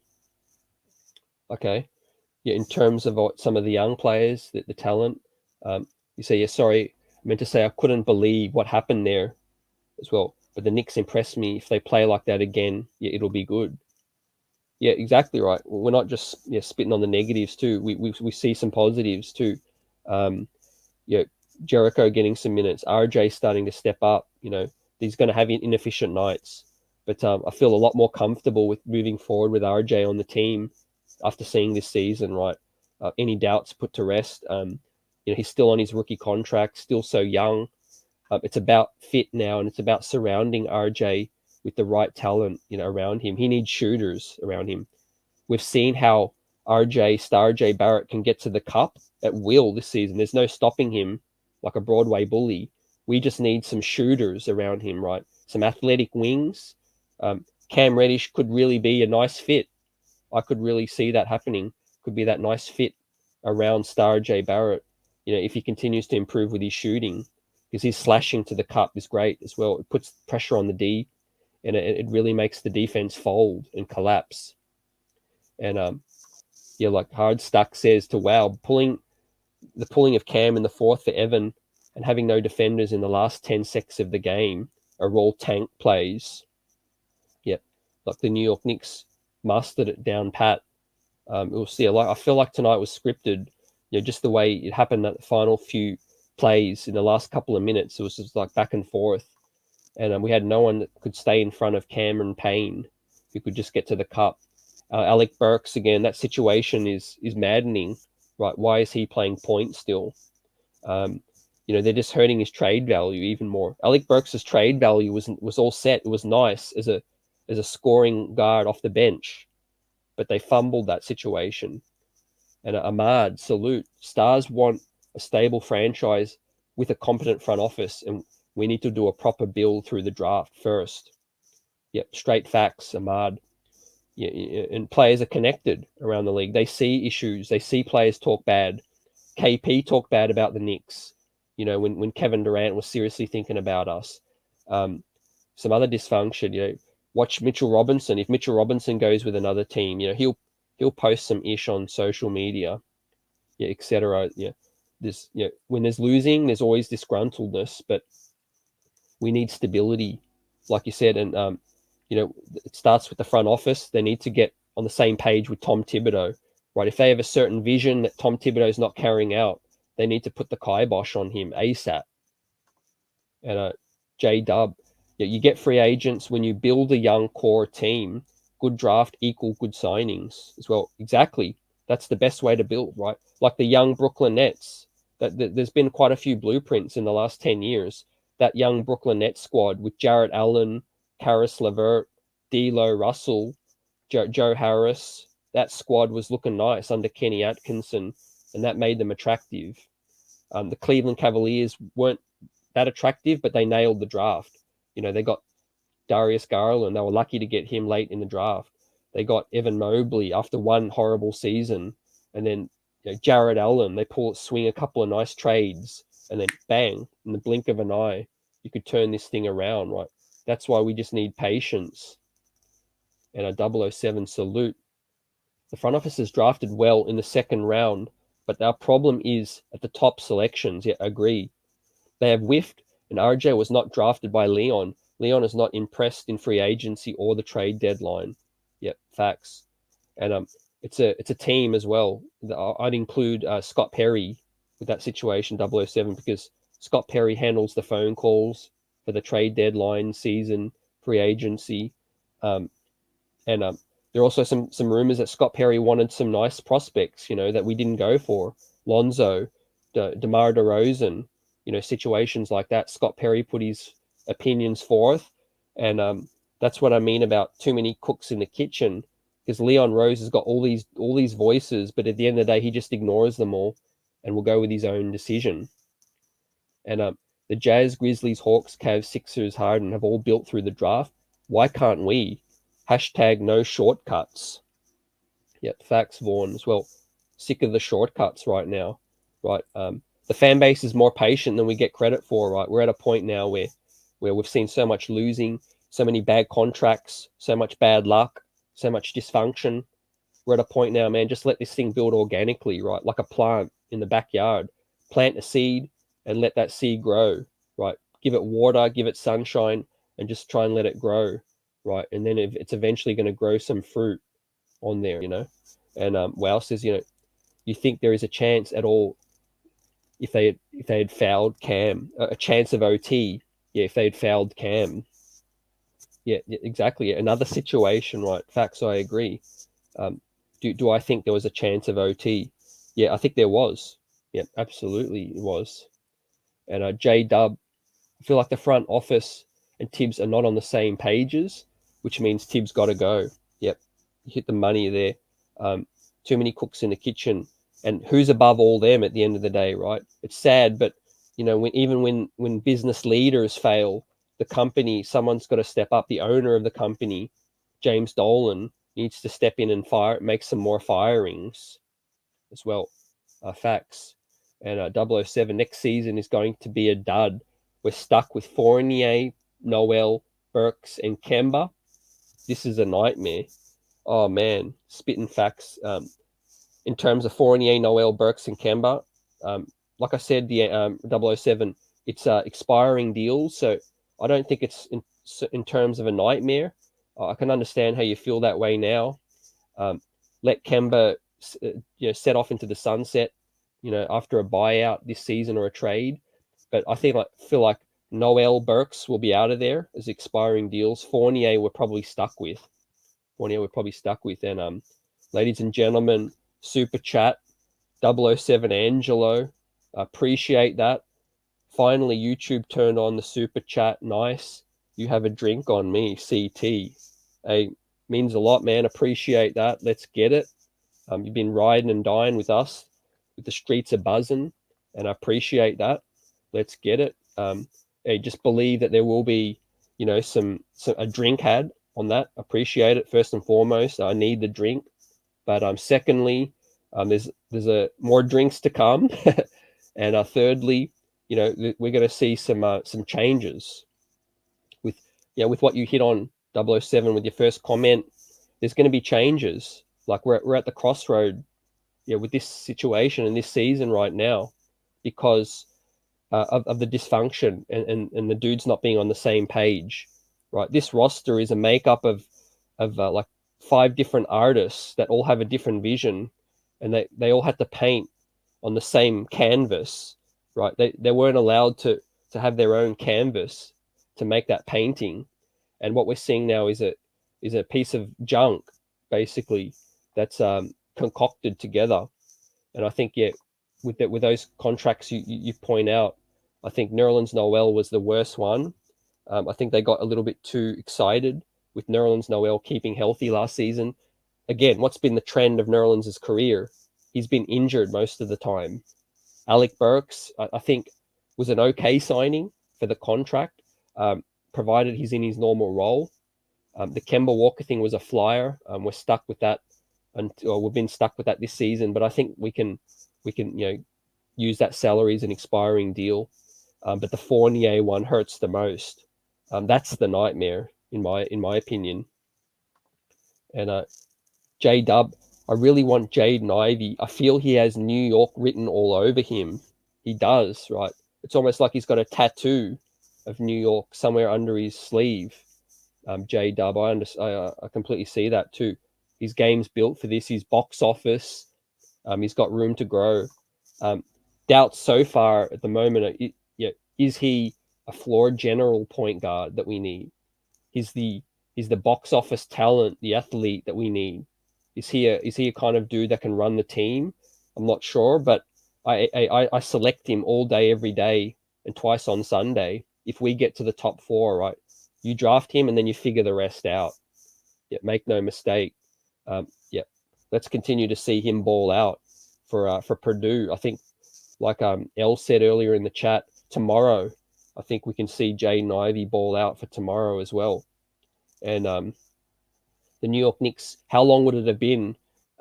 You tell me that if we do get Ivy, how long would it have been until we had a talent, or since we had a talent like him up in this piece right now? He would look nice next to RJ Barrett as well. And what do you guys think about the next disgruntled star on the move too? Ben Simmons got traded. James Harden got traded. It's awfully quiet right now on the trades front, but we all know that bomb's ticking in Utah. There's a situation out there in Minnesota. They're playing much better as well. Let's see what happens with that situation. But Utah, man, they're up against it this season right now, and those connections will continue with Donovan Mitchell and Jalen Brunson. Would he be worth going after, do you think, for a $20 million salary? You tell me. Do you think he's gonna move the needle, closer to where we need to be? I could see them making that move just because it's it's a situation where the point guard spot, it's a dire need. Make no mistake, we are in dire straits at the point guard spot, and I hope that's not the only reason they would go after Jalen Brunson. I'd be okay with it provided we moved on from some of those other bad contracts. Like we need to get out of those contracts first before we even entertain getting Jalen Brunson up in here. So yeah, let's see with that situation. And I appreciate everyone rocking out after a bad loss, but we're looking ahead for this future, this organization, right? We've got to turn things around eventually. And you guys are balling out, spitting knowledge on Knicks Buzz. Give the like button a shove, and we'll keep this thing rolling. It's Friday night, Saturday morning. J-Dub, I feel like we can pluck a point guard from OKC. They've got 4 of them, right? That's just, that's crazy out there, because Orlando is another situation too. They've got Jalen Suggs, Markelle Fultz, RJ Hampton, and Cole Anthony. So you're right, man. Other teams' trash could be our team's treasure. And at the same time, we need that, we need to have talks around the league to see who's willing to move on from someone. I'm glad we didn't go the Spencer Dinwiddie route. Again, he has troubles shooting the ball. He can get to the cup, but Spencer Dinwiddie, I'm glad we let that boat sail. But man, I agree. Let's raid OKC. Let's get SGA. I don't know how likely that is. It's probably going to take 1 or 2 more years of Josh Giddey to look like an all-star for them to even think about it. And 007, we could all use that stiff drink watching this team, but we all bleed orange and blue. I just hope they figure it out before the end of the world. 5 billion years should be enough time. Let's hope, man. It seems like we're always talking about hope, but at the end of the day, I've always talked about our strength.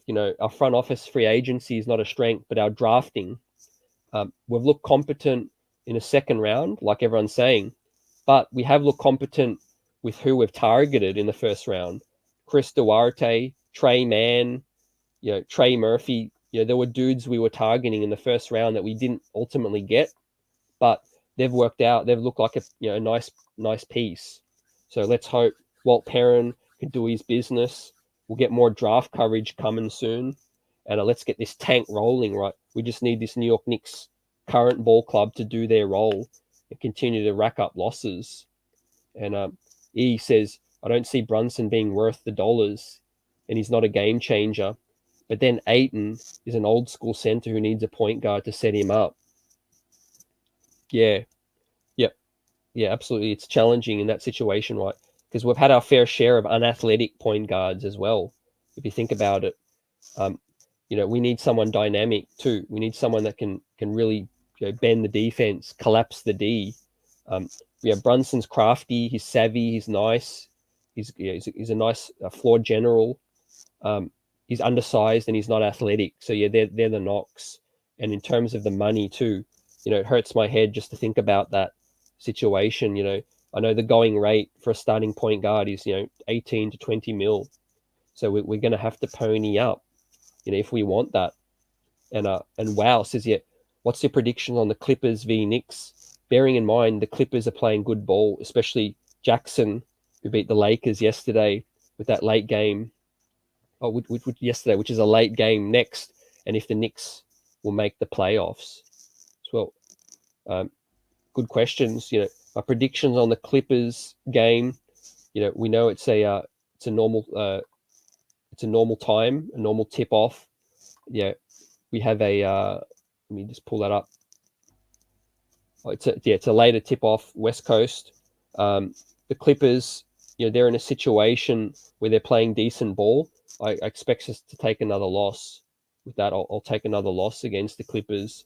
I think this one really took the spirits out of the team tonight. This loss will be heartbreaking. No uncertain terms. It'll be tough to get up. I think Julius Randle getting ejected, like Elton Lee put out earlier in the chat. If you guys didn't see earlier, he asked, would Julius be suspended for touching the ref? So that's a possibility we have to consider. Julius could get suspended. So I could see us taking the loss to the Clippers. And in terms of the Knicks, make the playoffs, no, that's definitely out of the equation now. Wow. And that's definitely out of the equation. I think Derrick Rose coming back hopefully doesn't, hurt himself again, and hopefully he doesn't, sabotage too many games in terms of, meaningless games, wins at the end of the season. But I think that boat sailed. We're 3 games behind Washington in the 11th spot now as well. And with this brutal West Coast trip, I think that's just going to spell our fate. And hard stuck. I would take Jabari or Ivy. It would be a mistake not to tank for the next 2 to 3 years to 2023. Take that French kid next year, or Amani Bates, and then Mikey Williams, as well. Exactly right. You're seeing what Cleveland's done. We're seeing Detroit on the right path. OKC. It's time for us to grab generational talent, not just decent talent, marginal talent. We need generational talent that's going to make New York Knicks a powerhouse, New York City the place to be again, right? That's what winning it requires in the NBA. That's what we're seeing, right? Evan Mobley was able to move that franchise forward so quickly, along with some bets, and with Darius Garland. We need, like you said, these names put out there as well. Let's just have patience, play the right cards in terms of spending money, free agency, right? That's what makes me nervous about Jalen Brunson and also Mitch in terms of that, right? Because I've seen so much losing. I'm patient enough to see a few more years of losing on the right path. Like you say, to get these talent, get this talent up in here next to RJ. And like J Dub says, I said the Magic have 4 guards as well. We missed out on Cole Anthony, RJ Hampton. I'm not high on him, but Markel Fultz, he looks like the odd man out.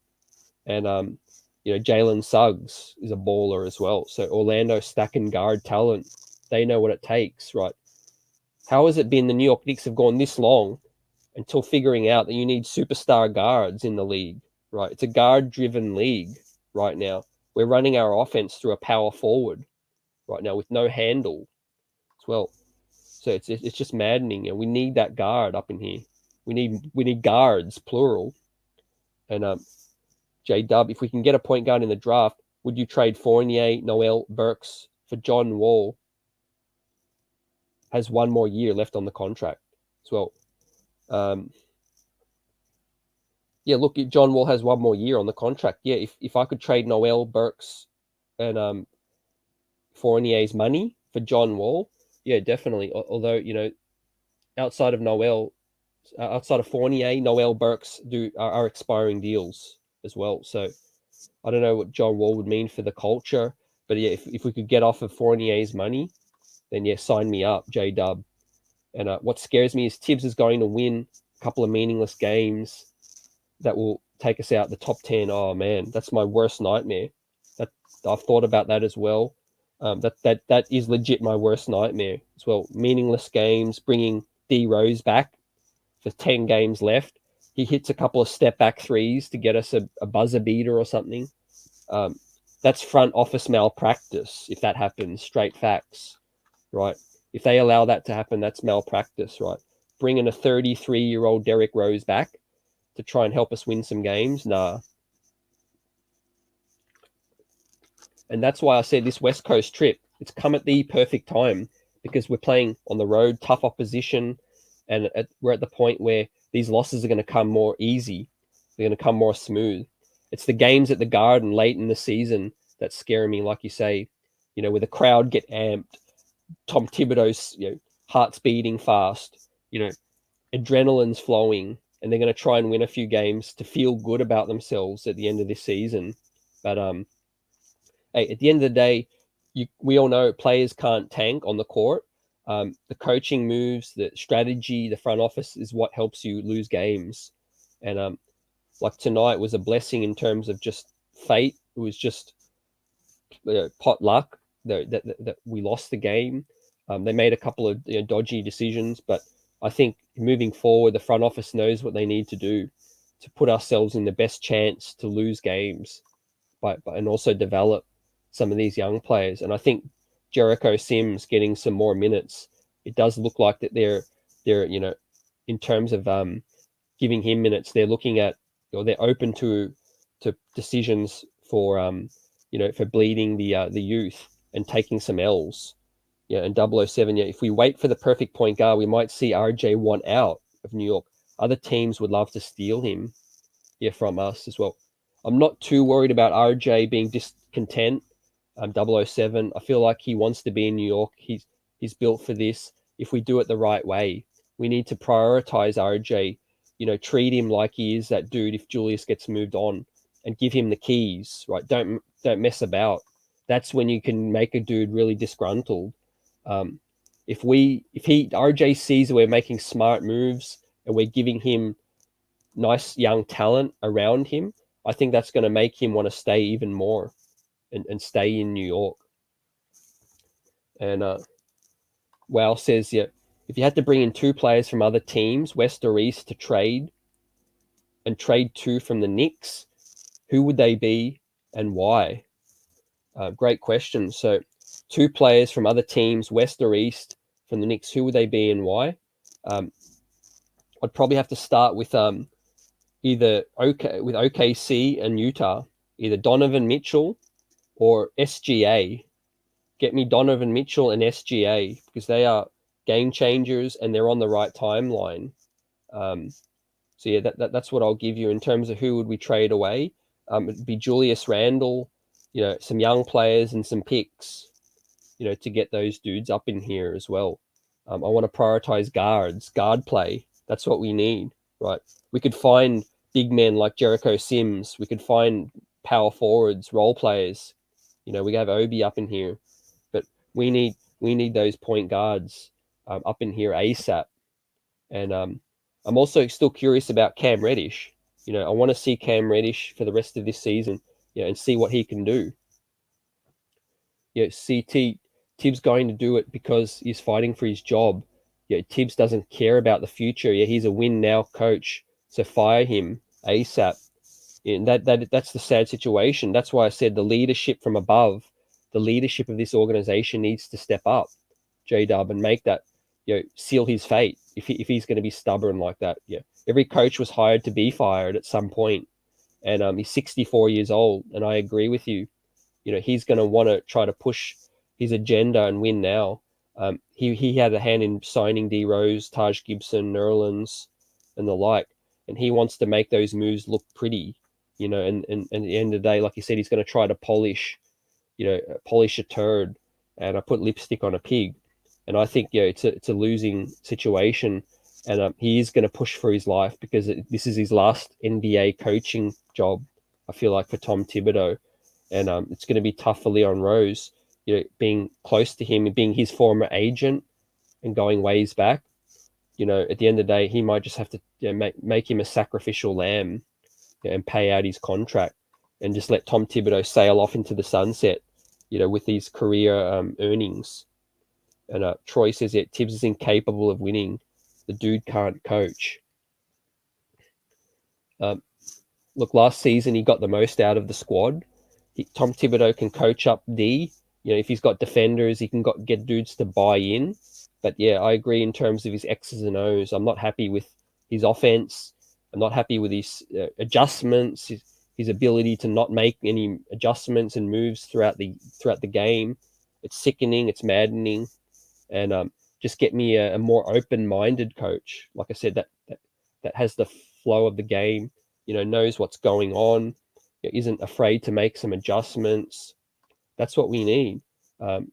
We need a player with more patience up in here, basically, ladies and gents. And tell me what you want to see happen. Most people do want to see Tibbs fired, guys, ladies. So which coach is your ideal dude to bring in here and to see this next phase through? And Vaughan says, yeah, what are your thoughts on Sexton? Colin Sexton, I liked him, prior to the knee injury, Vaughan, the ACL. It's a tough injury to come back from, but if it's a low risk move, I'd welcome that for Sexton. I'd welcome that if it was if he could be had for a decent price, because that's going to be interesting to watch. Like you said, Darius Garland and the Cleveland Cavaliers are overachieving. Could that be telling their front office that Colin Sexton's expendable? And he has that moxie, the mentality to thrive in New York City, and he's young enough as well. So yeah, Colin Sexton could be that piece. I'd welcome that, definitely. Depends on what it would take, obviously, in the trade. But if he could be had at a cheap price, I'd definitely take that chance. JW, we must get players on RJ's timeline, not Julius's. Facts. Julius must get traded from now to move now from Randle, make it officially RJ's team. Yeah, I think they're going to wait. Here's what I think is going to happen. I think they're going to wait for the dust to settle on this season, right? They're going to make some serious decisions this summer, in this off season, and I feel like that could be one of them in terms of handing the keys to RJ, because they don't want any discontent next season. Any malcontents and dysfunction. Later in after this season, with Julius thinking it's his team, RJ getting closer and closer to being an all-star as well. That's just going to be more dysfunction waiting to happen. So like you said, we need to shift up the timeline. Absolutely.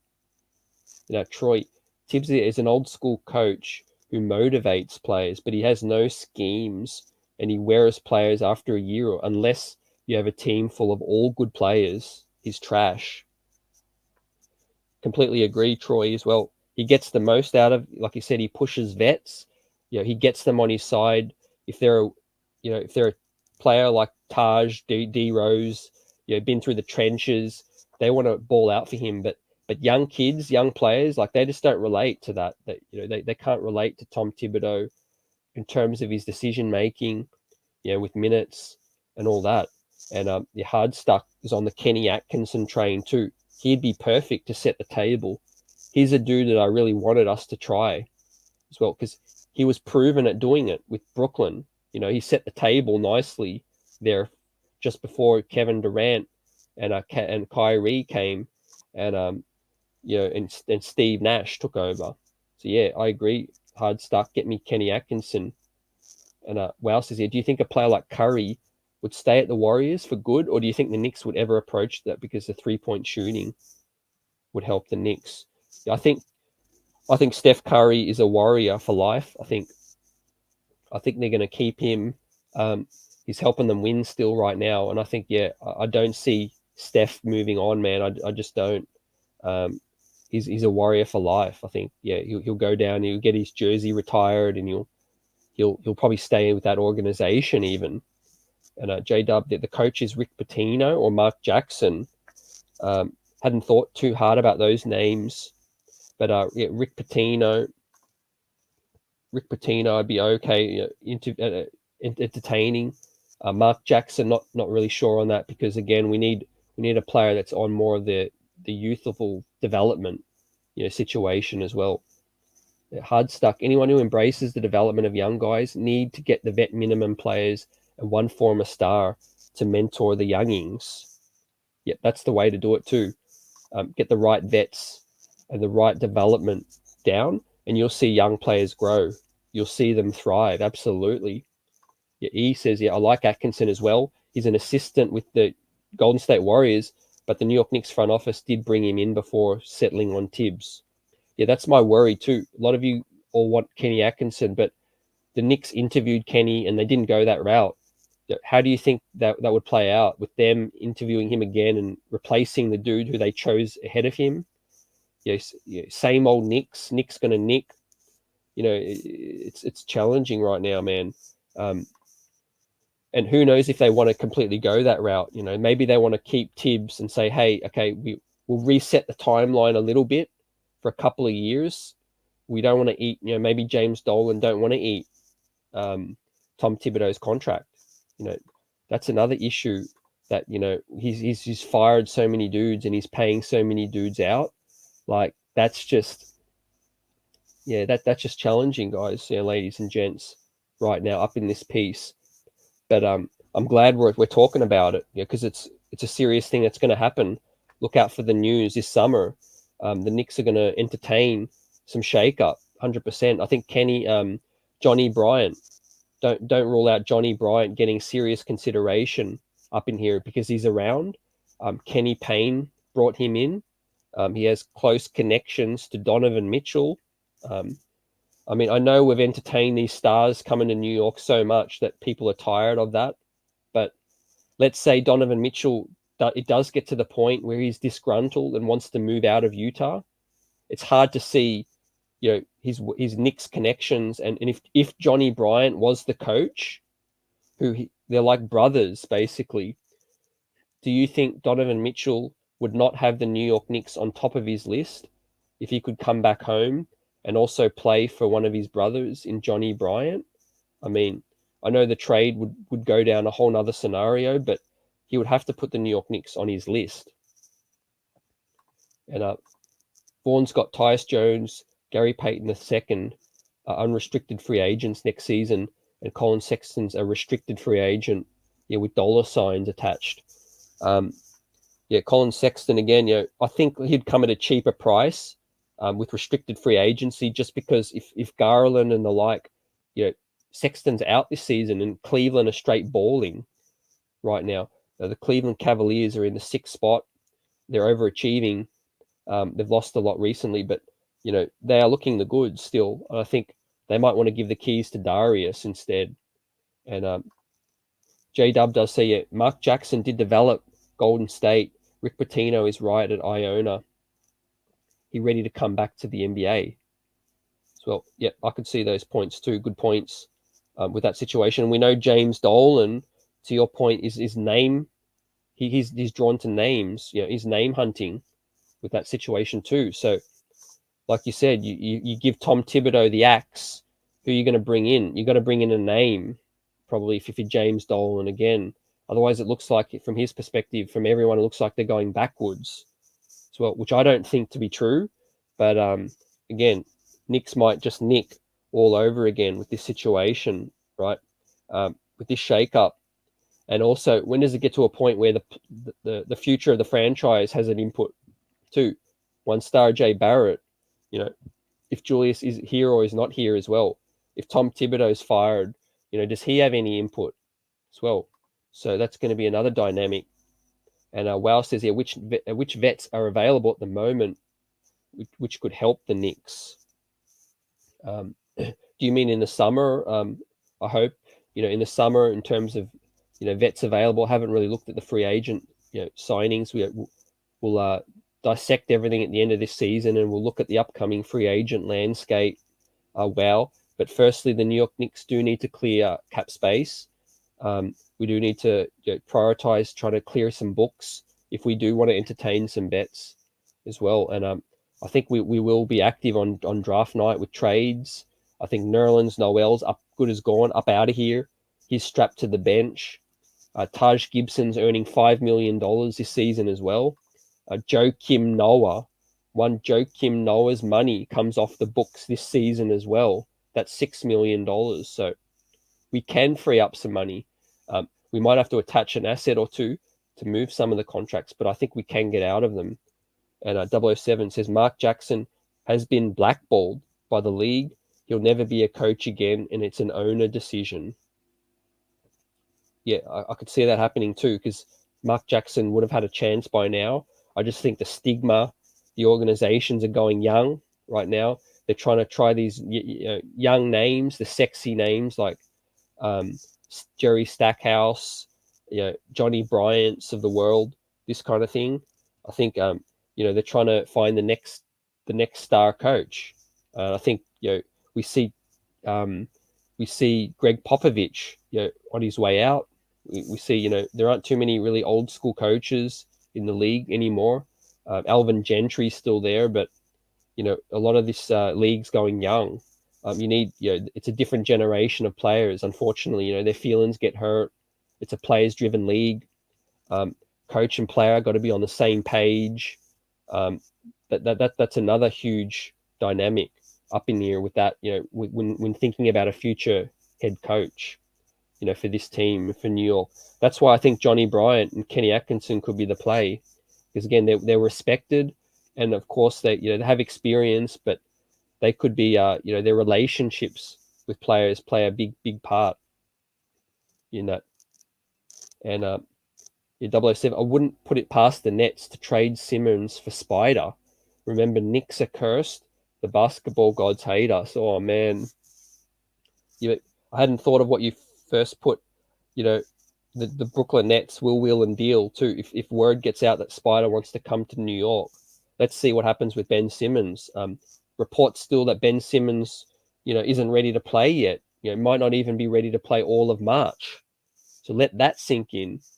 So that's crazy. Yeah, you give us a little glimpse, 007, of what's to look for the future in terms of Spider Mitchell.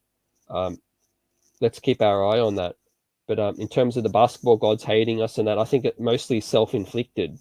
It just seems that way because we can't put a foot right. But a lot of the moves we made are just it's chasing the end of a rainbow. You know what I mean? That's not there, right? We just need to be patient, reset this thing. Like I said, plant the seed, let it grow, let that thing grow. And like J Dub says, we need to clear the space first and trade Fournier, Noel, and Burks. So we'll dive into that a little bit. Alec Burks was very tradable at the trade deadline, right? There was an offer available for him and Cam Reddish. Obviously, we were going to get a first-round pick back from the LA Lakers. The Knicks didn't go that route. They didn't want that move eventually because, trading 2 for 1, wasn't a good look. But Alec Burks will be available. He'll be available at draft night in the off season. He's only making $8 to $10 million. It'll be an expiring salary. I got no doubt that'll be tradable come off season. Nerlens Noel, $10 million expiring deal next season. That'll be a situation where a team might need a second round pick or two to get off of that deal. Maybe a contender needs a backup center. But the Evan Fournier one, I think we're going to be stuck with him possibly for another year or two, unless we package a first round pick or we package a couple of second round picks. Because that $19 million, man, that is hefty. And J-Dub says Simmons is not getting traded because his value is quite low right now. And I think it's more towards to do with the $40 million as well, J-Dub. Yeah, it's a tough deal to trade. Absolutely, it's tough. And White Falcon, salute.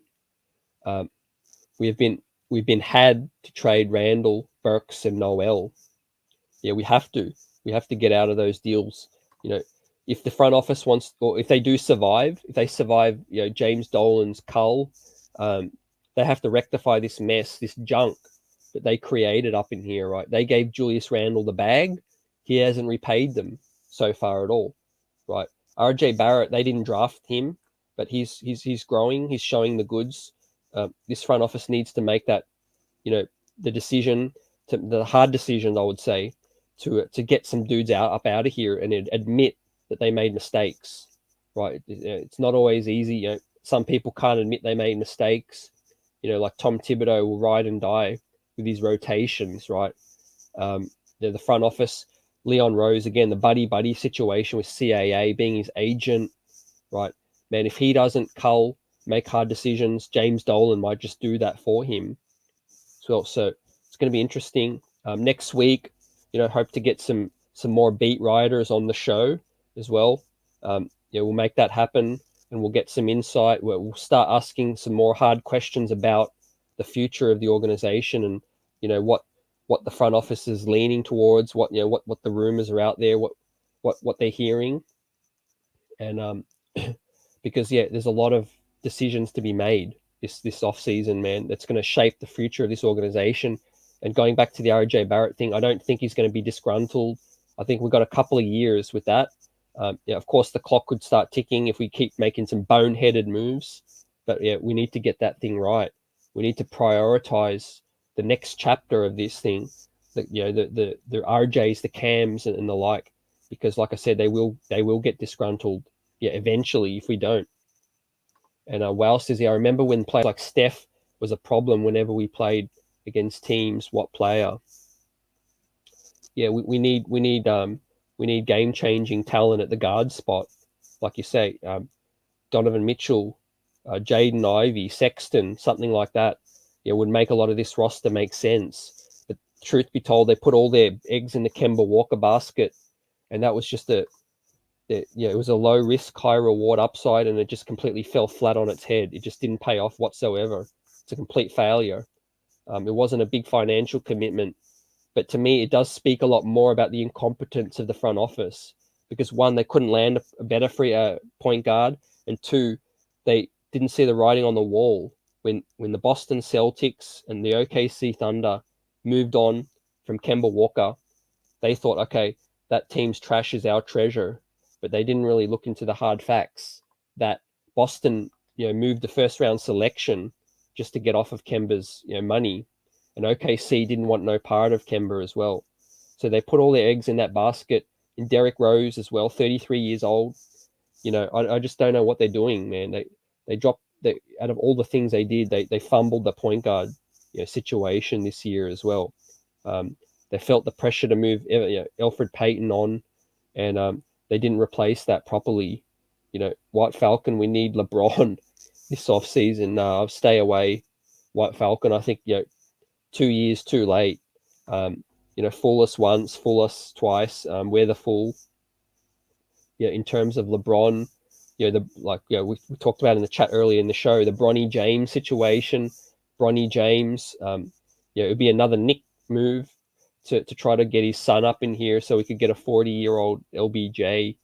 But I'm good with that. I'll pass on that right now. We need to look ahead, man.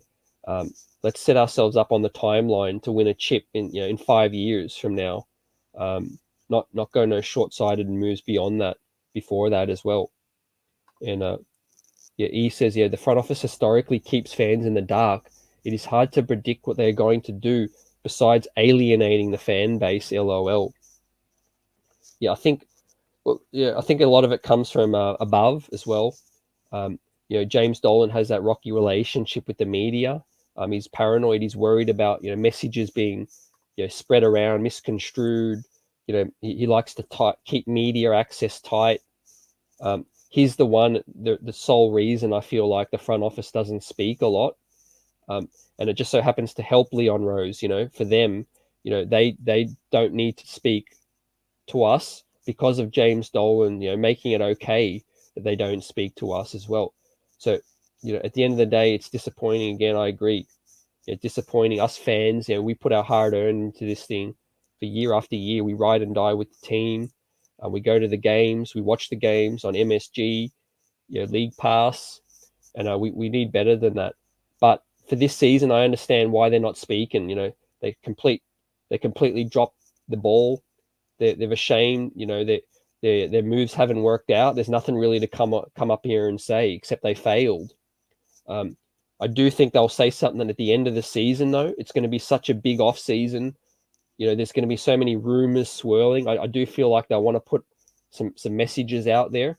They'll want to put a few things on record after the exit interviews. and things like that before the beat writers start making up certain things and start talking about, the situation. So I do feel like Leon will speak, after the season. J-Dub says Sexton's not a point guard. He's an undersized 2 guard. And no to Sexton. Yeah, he's definitely not a traditional floor general. I agree with that. Yeah, he's a talent though. Yeah, he's a athletic. Let's hope he keeps that athleticism after the surgery, after the injury. But yeah, I'm impartial to Sexton. Like, he wouldn't be my first priority, by any means. He wouldn't be. But like I said, if he could be had at a decent price, like I said, we can't go into next season without serious talent at the point guard spot. We just can't. And a lot of that is going to have to do with our draft pick as well. And another dynamic that may not be talked about enough, if we make it to the top 4, if we luck out and get into the top 4, do you put it past them to trade that pick, to try to get a stud free agent, a stud vet, up in here, a stud veteran, so that Tom Thibodeau can stick around? So I hope that wouldn't be the case. But yeah, man, if we lucked out in the draft, the top 4, I could see the Knicks entertaining trading that pick as well to try to get a vet.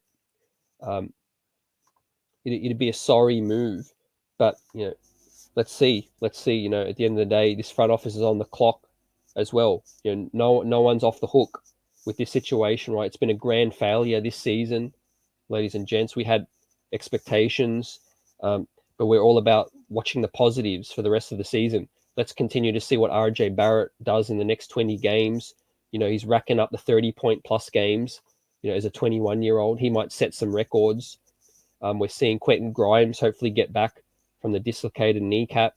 Let's hope Derrick Rose, Nerlens Noel, and Taj Gibson continue to sit out as well. I don't want to see them play any meaningful minutes at all. Let's see them sit out. And let's see Cam Reddish, Deuce McBride, Quentin Grimes come back, play some minutes. We know Evan Fournier and Alec Burks are going to get playing time. But it's a tough schedule. I think the losses are going to take care of themselves.